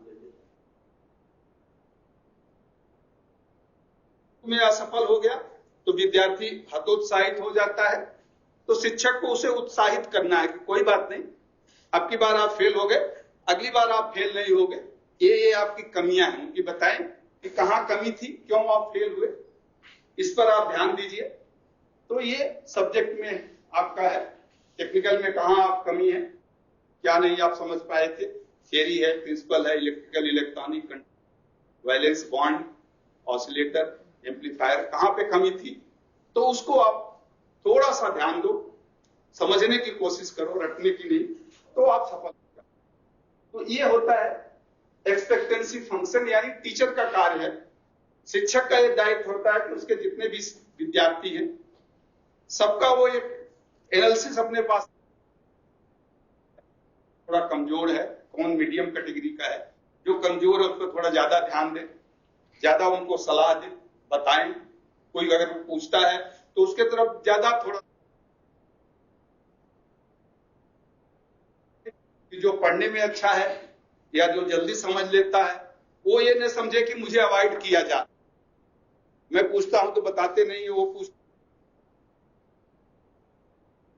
शिक्षक का कर्तव्य होता है क्लास में कि सबको, जैसा हमने इंडिविजुअल डिफरेंसेस में बताया था कि विद्यार्थी के अलग अलग के गुण हैं, अलग अलग योग्यता है, अलग अलग क्षमता है, विचार होते हैं, अलग सोच है, अनुभूति है, सब अलग होते हैं, सब कुछ अलग होती है। तो लेकिन फिर भी हमें साथ लेके चलना है। मोदी जी कहते हैं ना, सबका साथ सबका विकास, तो सबको, पूरे क्लास को हमें साथ लेके चलना है और सभी पास हों। पास तो हो ही जाते हैं, कोई दिक्कत नहीं है, बट ये है कि पढ़िए थोड़ा। एग्जाम पास कर लेना और दक्षता प्राप्त करना दोनों अलग अलग चीजें हैं। मैंने बताया था ना एसेंशियल क्वालिफिकेशन पहले में, कि केवल उस ट्रेड की क्वालिफिकेशन आपके पास है तो अच्छा अनुदेशक बनने के लिए कि वही जरूरी नहीं है, और भी बहुत सी योग्यताएं हो। तो दूसरा ये, तीसरा इंसेंटिव। इंसेंटिव का मतलब ये नहीं है प्रलोभन, यानी आप विद्यार्थियों को पैसे देना, नहीं। इंसेंटिव का मतलब है encouragement.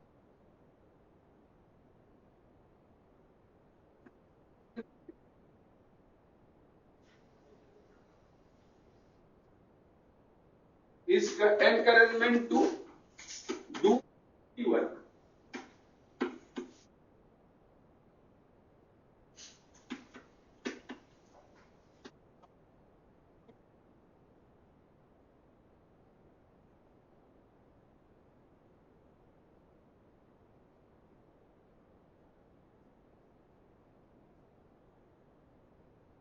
Suggestion and support.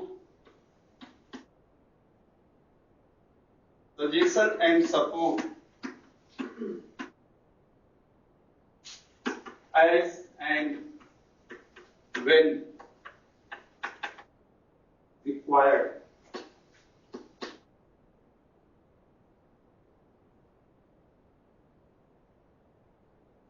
Motivational word.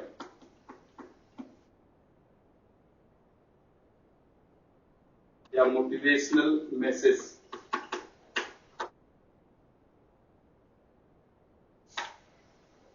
Motivational message B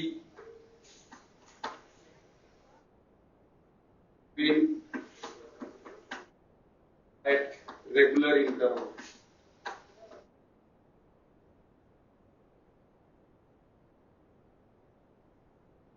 यानी कक्षा में कभी कभी कुछ अच्छी बातें, कुछ सहयोग, कुछ सहायता या सलाह देना चाहिए।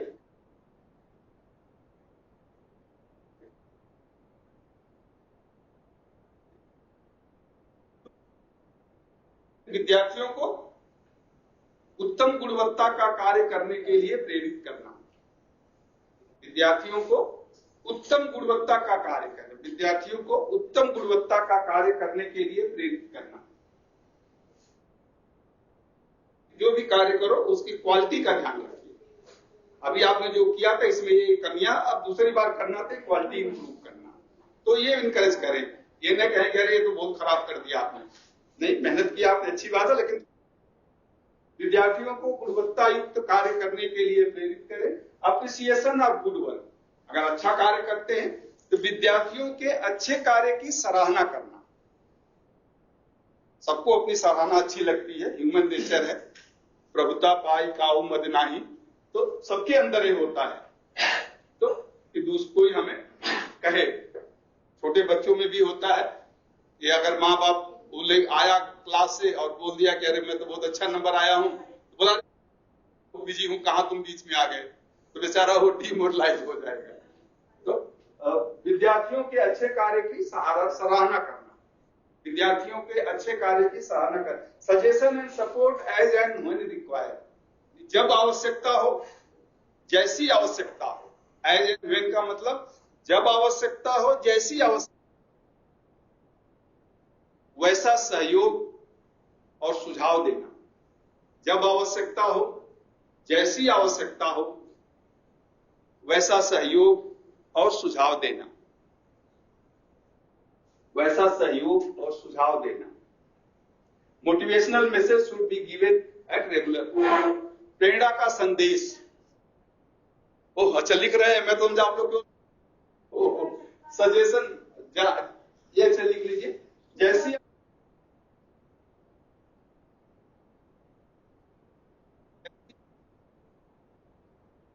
जब आवश्यकता हो, वैसा ही सहयोग,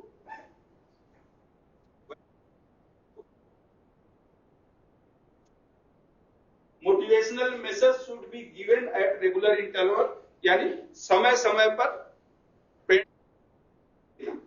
यानी प्रेरित करना, समय समय पर प्रेरणा संदेश देना यानी प्रेरित करना। और ये तो हो गया कि क्या करना है, इसी में क्या नहीं करना है। क्या नहीं करना है यानी डू नॉट क्रिटिसाइज, हाँ इसी में है, do not criticise, do not criticise, आलोचना मत करिए तेजी से। Do not discourage, do not criticise the trainee, do not discourage the trainee, तो सबके साथ है, do not discourage the trainee.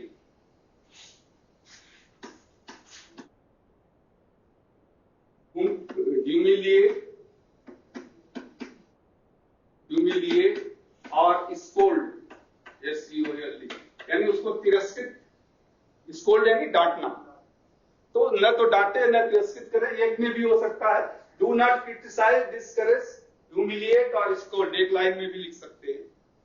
Do not criticise, discourage, humiliate, scold. विद्यार्थी को आलोचना न करे, हतोत्साहित न करे, तिरस्कृत न करे और डांटे नहीं।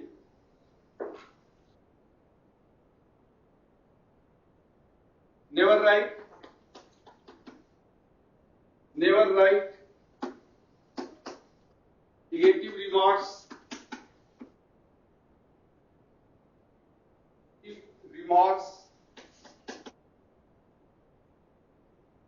on their notebook,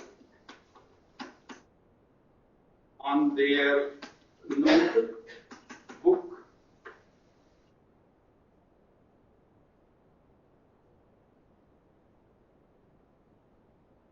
तो से किसी बच्चे को कुछ कहना है, समझाना है या थोड़ा डांटना भी है, तो अलग से बुला के उसको डांट दे, कह लेंगे तुम ऐसा करते हो, गलत है, ऐसे मत कीजिए।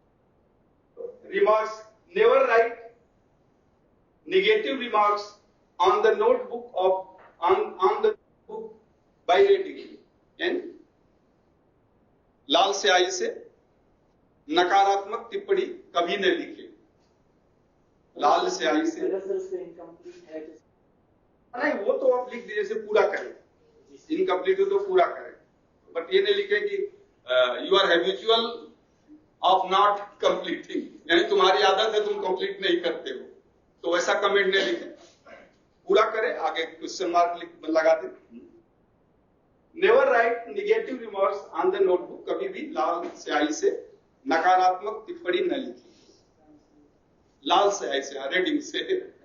इसका मतलब नहीं कि आप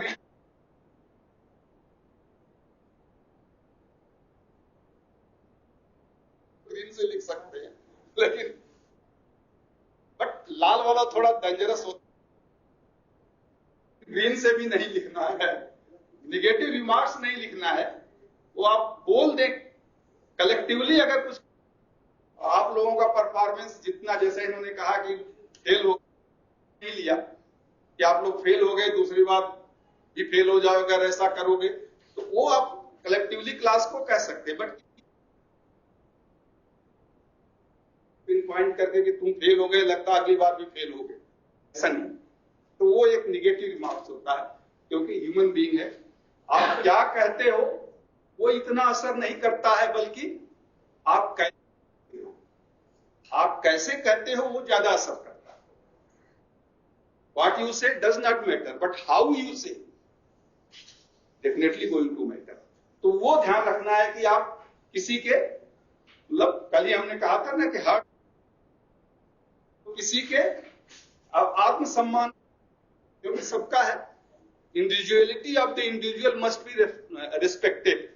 पहला जब क्लास हमने शुरू किया था तभी आपको बताया था कि सबका एक स्वाभिमान होता है, चाहे वो टीचर ट्रेनीज हो, चाहे वो एक सड़क किनारे मोची भी जो बनाता है वो भी तो आदमी है, उसका भी तो सम्मान है, कुछ सबका सम्मान है, और उसके सम्मान को ठेस न पहुंचे। टीचर है, हमारा कर्तव्य है कि हम आपको डांटेंगे, हम आपको कुछ नहीं कहेंगे, इसलिए कहते हैं ना कि करेक्ट, क्रिटिसाइज टू करेक्ट, ये आगे आएगा, हम डिस्कस करेंगे। Criticise to correct, not to, यानी श्राप देने के लिए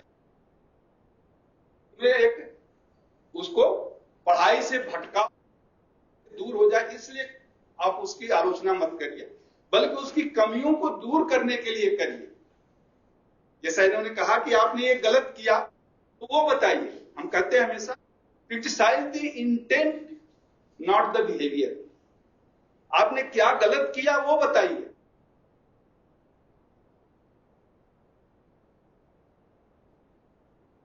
never criticise the behaviour, criticise the intent, कि आपने गलत क्या किया, ये गलत लिख दिया, आपने मशीन को गलत चला दिया, आपने फेज को रिवर्स कर दिया, तो वो गलत किया वो बताइए आप, और अगली बार से आप ध्यान रखना, इसमें सुधार करना।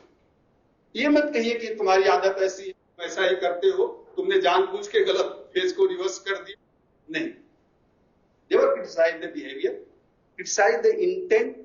और ये आप कह सकते हैं यार आपने ऐसा, ये रेक्टिफायर या ये डायोड या ये जल गया तो इतने का गवर्नमेंट का नुकसान हो गया, तो डैमेज हुआ, उसको आप बता सकते हैं, लेकिन व्यवहार को कभी क्रिटिसाइज नहीं करें। तो कहने का मतलब यही है इंसेंटिव में, ये टीचर का रोल ऐसा होना चाहिए, टीचर की एक पेशेंस होना चाहिए। ये हम पहले शुरू जब किया था 7-8, तो उसमें डिस्कस किए थे कि उसमें पेशेंस होना चाहिए, वही मोटिवेशन का भी रोल है। चलिए हम करते हैं, लास्ट है disciplinary.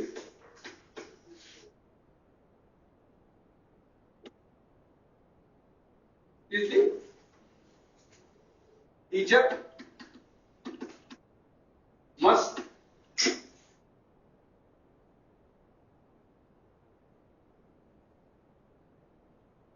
must maintain peaceful environment in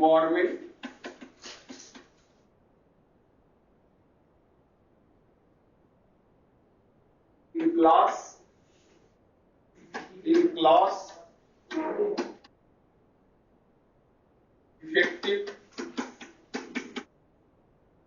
effective teaching learning session।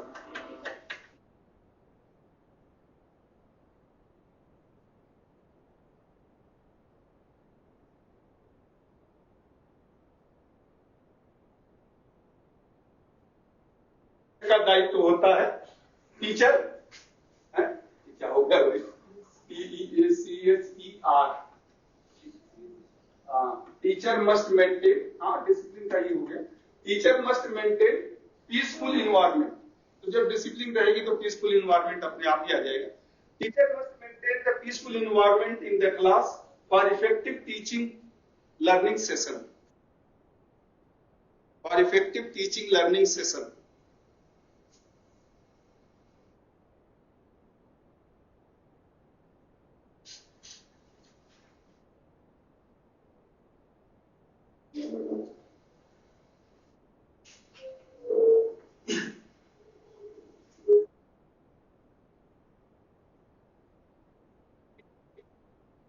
प्रभावकारी शिक्षण और सीखने के लिए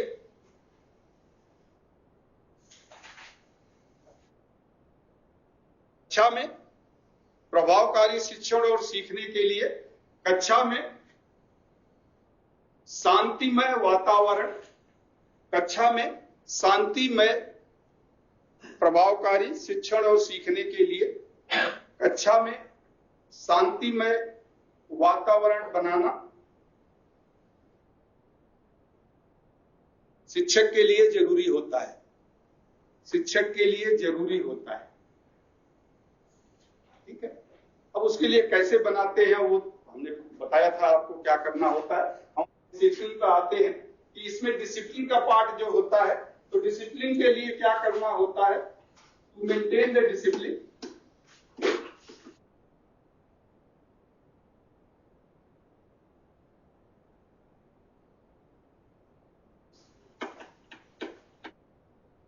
मेंटेन द डिसिप्लिन, यानी अनुशासन बनाए रखने के लिए teacher should do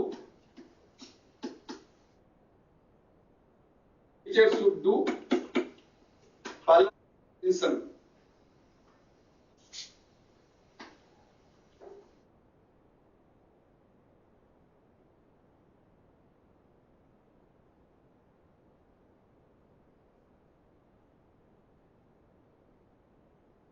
EXTIC extension यानी मिटा देना, भुला देना, ये होता है extension.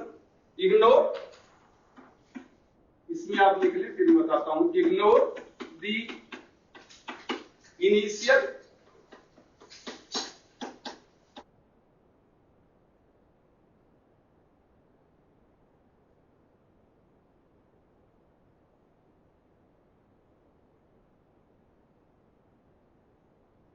of trainees in class।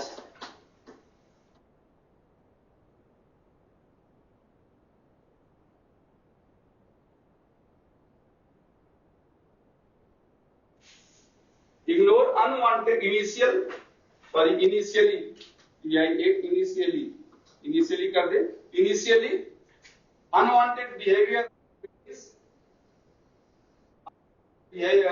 अच्छा ऊपर से इग्नोर,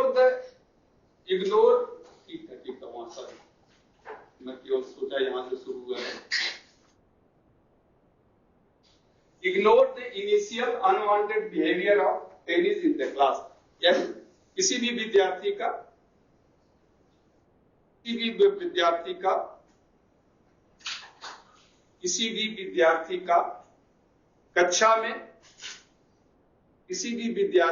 कक्षा में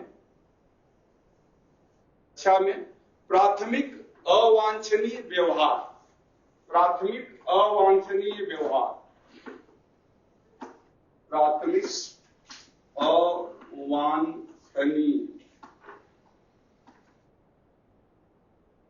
यानी अवांछनीय व्यवहार, किसी भी विद्यार्थी का कक्षा में प्राथमिक अवांछनीय व्यवहार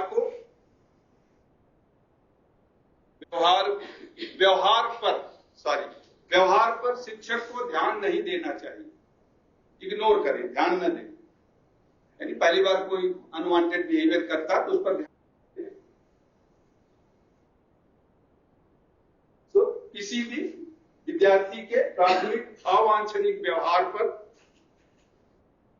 ध्यान न दें, यानी शिक्षक उस पर ध्यान, कोई भी, जैसे मैं यहां से कुछ लोग बातें करना शुरू कर देते हैं, हालांकि मुझे सुनाई देता है कि वो बात कर रहे हैं, ठीक है यार, थोड़ा बात भी कर लेंगे, लेकिन दूसरे लोग डिस्टर्ब होने लगे तब तुम्हें बोलना पड़ेगा, प्लीज यार आप थोड़ा शांत रहा करो। तो सेकंड स्टेप है counter conditioning.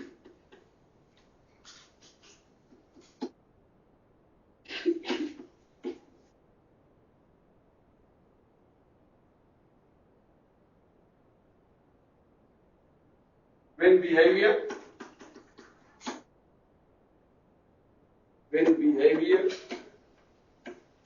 disturb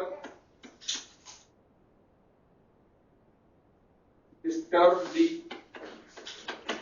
teaching, when behavior disturbs the teaching or learning of other trainees,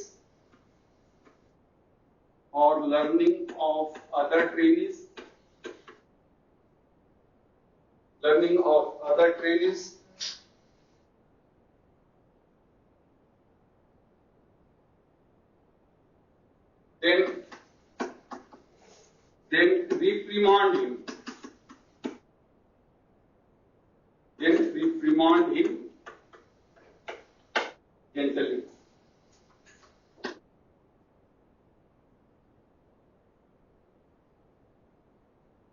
When behavior disturbs the teaching or the learning, then reprimand him gently. Reprimand him, H-I-M. Then reprimand him gently. मतलब उस tennis को, विद्यार्थी को, तो इसमें आप देख लें, यदि विद्यार्थी का व्यवहार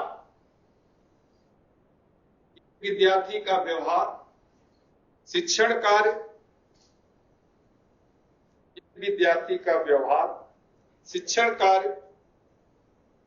या दूसरे विद्यार्थियों, यदि विद्यार्थी का व्यवहार शिक्षण कार्य या दूसरे विद्यार्थियों के सीखने या दूसरे विद्यार्थियों के सीखने की प्रक्रिया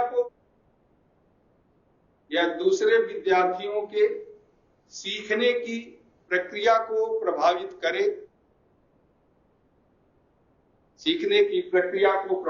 करे, तो उसे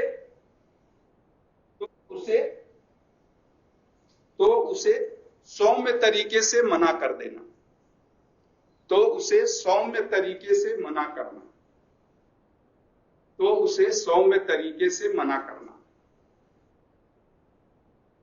ठीक है, तो उसे सौम्य तरीके से मना करना, और फिर भी ना माने तो तीसरा है पनिशमेंट। एक्सट्रीम है पनिशमेंट, तो इसे कहते हैं, अब ये नॉर्मल नहीं, जहां बहुत डेविएंट बिहेवियर, मतलब उदंड व्यवहार जिसे कहते हैं, डेविएंट बिहेवियर, व्यवहार को कैसे पता करेंगे? वो तो पता चल जाता है, वो बताने की जरूरत नहीं है। डेविएंट बिहेवियर ऑफ ट्रेनीज,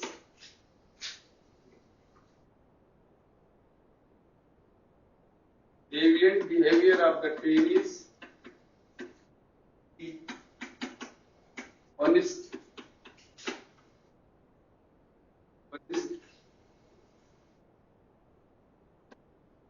और करेक्शन, यानी सुधार करने के लिए उसको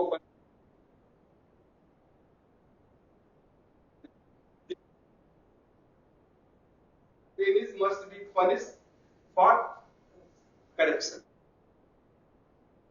तो कुछ भी आप कहें कि उसमें सुधार हो, क्यों नहीं पढ़ना चाहते हो, तुम्हारा मन क्यों नहीं लग रहा, पढ़ाने का तरीका मेरा सही नहीं है, या तुम बहुत खड़े होकर पूछो, कोई बात नहीं, पहले हम आपकी समस्या का समाधान करेंगे, फिर दूसरों से बात करेंगे, क्या प्रॉब्लम है आपको।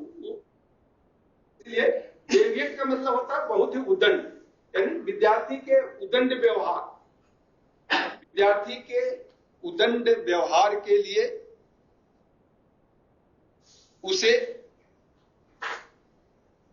विद्यार्थी के उदंड व्यवहार के लिए उसे दंड देकर सुधार करना। विद्यार्थी के उदंड व्यवहार के लिए उसे दंड देकर सुधार करना।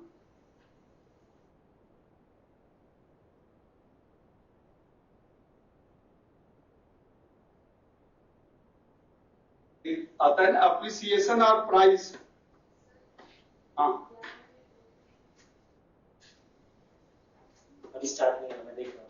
बस 1 मिनट अभी स्टार्ट नहीं हुआ, अभी कैरी ऑन सकते हो। बस ये लास्ट यही खत्म करूंगा। The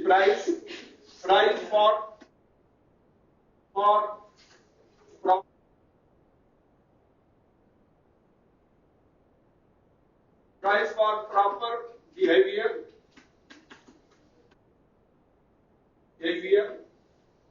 and punishment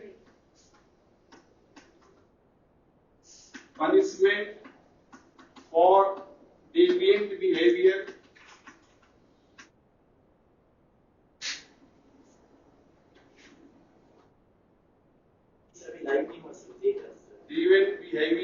is known as restitution.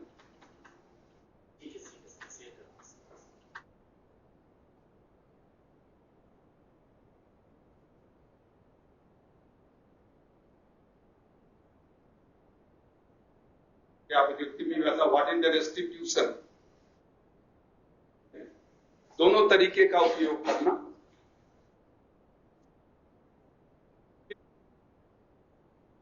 लिए पुरस्कार, जो उदंड हो उसके लिए दंड देना, इन दोनों के लिए एक शब्द है रेस्टिट्यूशन इन द क्लास।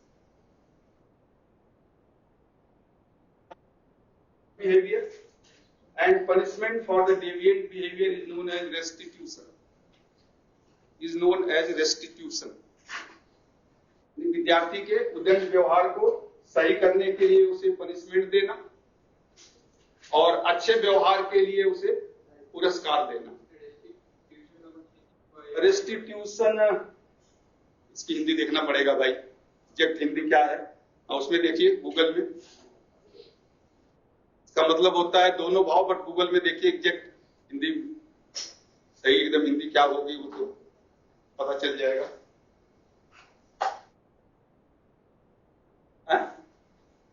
नहीं आया कुछ? शब्दकोश में देखिए, शब्दकोश में मिल जाएगा आपको। खोई हुई या चुराई हुई वस्तु को उसके मालिक को वापसी। ये तो ये किया शब्दकोश में और भी इसके शब्द होते हैं।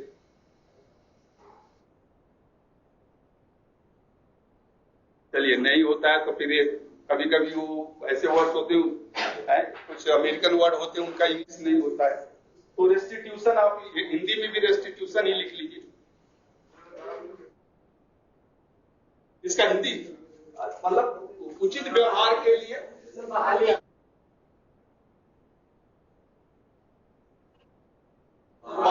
अच्छा बहाली थी, अच्छा ठीक है, बहाली तो उचित व्यवहार नहीं और भी होगा।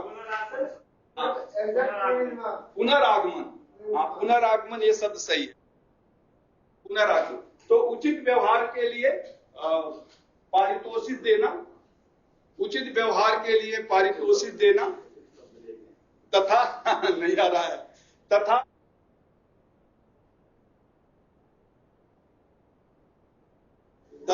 उदंड व्यवहार के लिए दंड देना, ये सही, तथा उदंड व्यवहार के लिए दंड देना। इस प्रक्रिया को पुनर्स्थापना कहते हैं। इस प्रक्रिया को पुनर्स्थापना कहते हैं। ठीक है, ओके प्लीज, थैंक यू। कल मिलते हैं। आज तो नहीं खत्म हो पाया, कल खत्म होगा।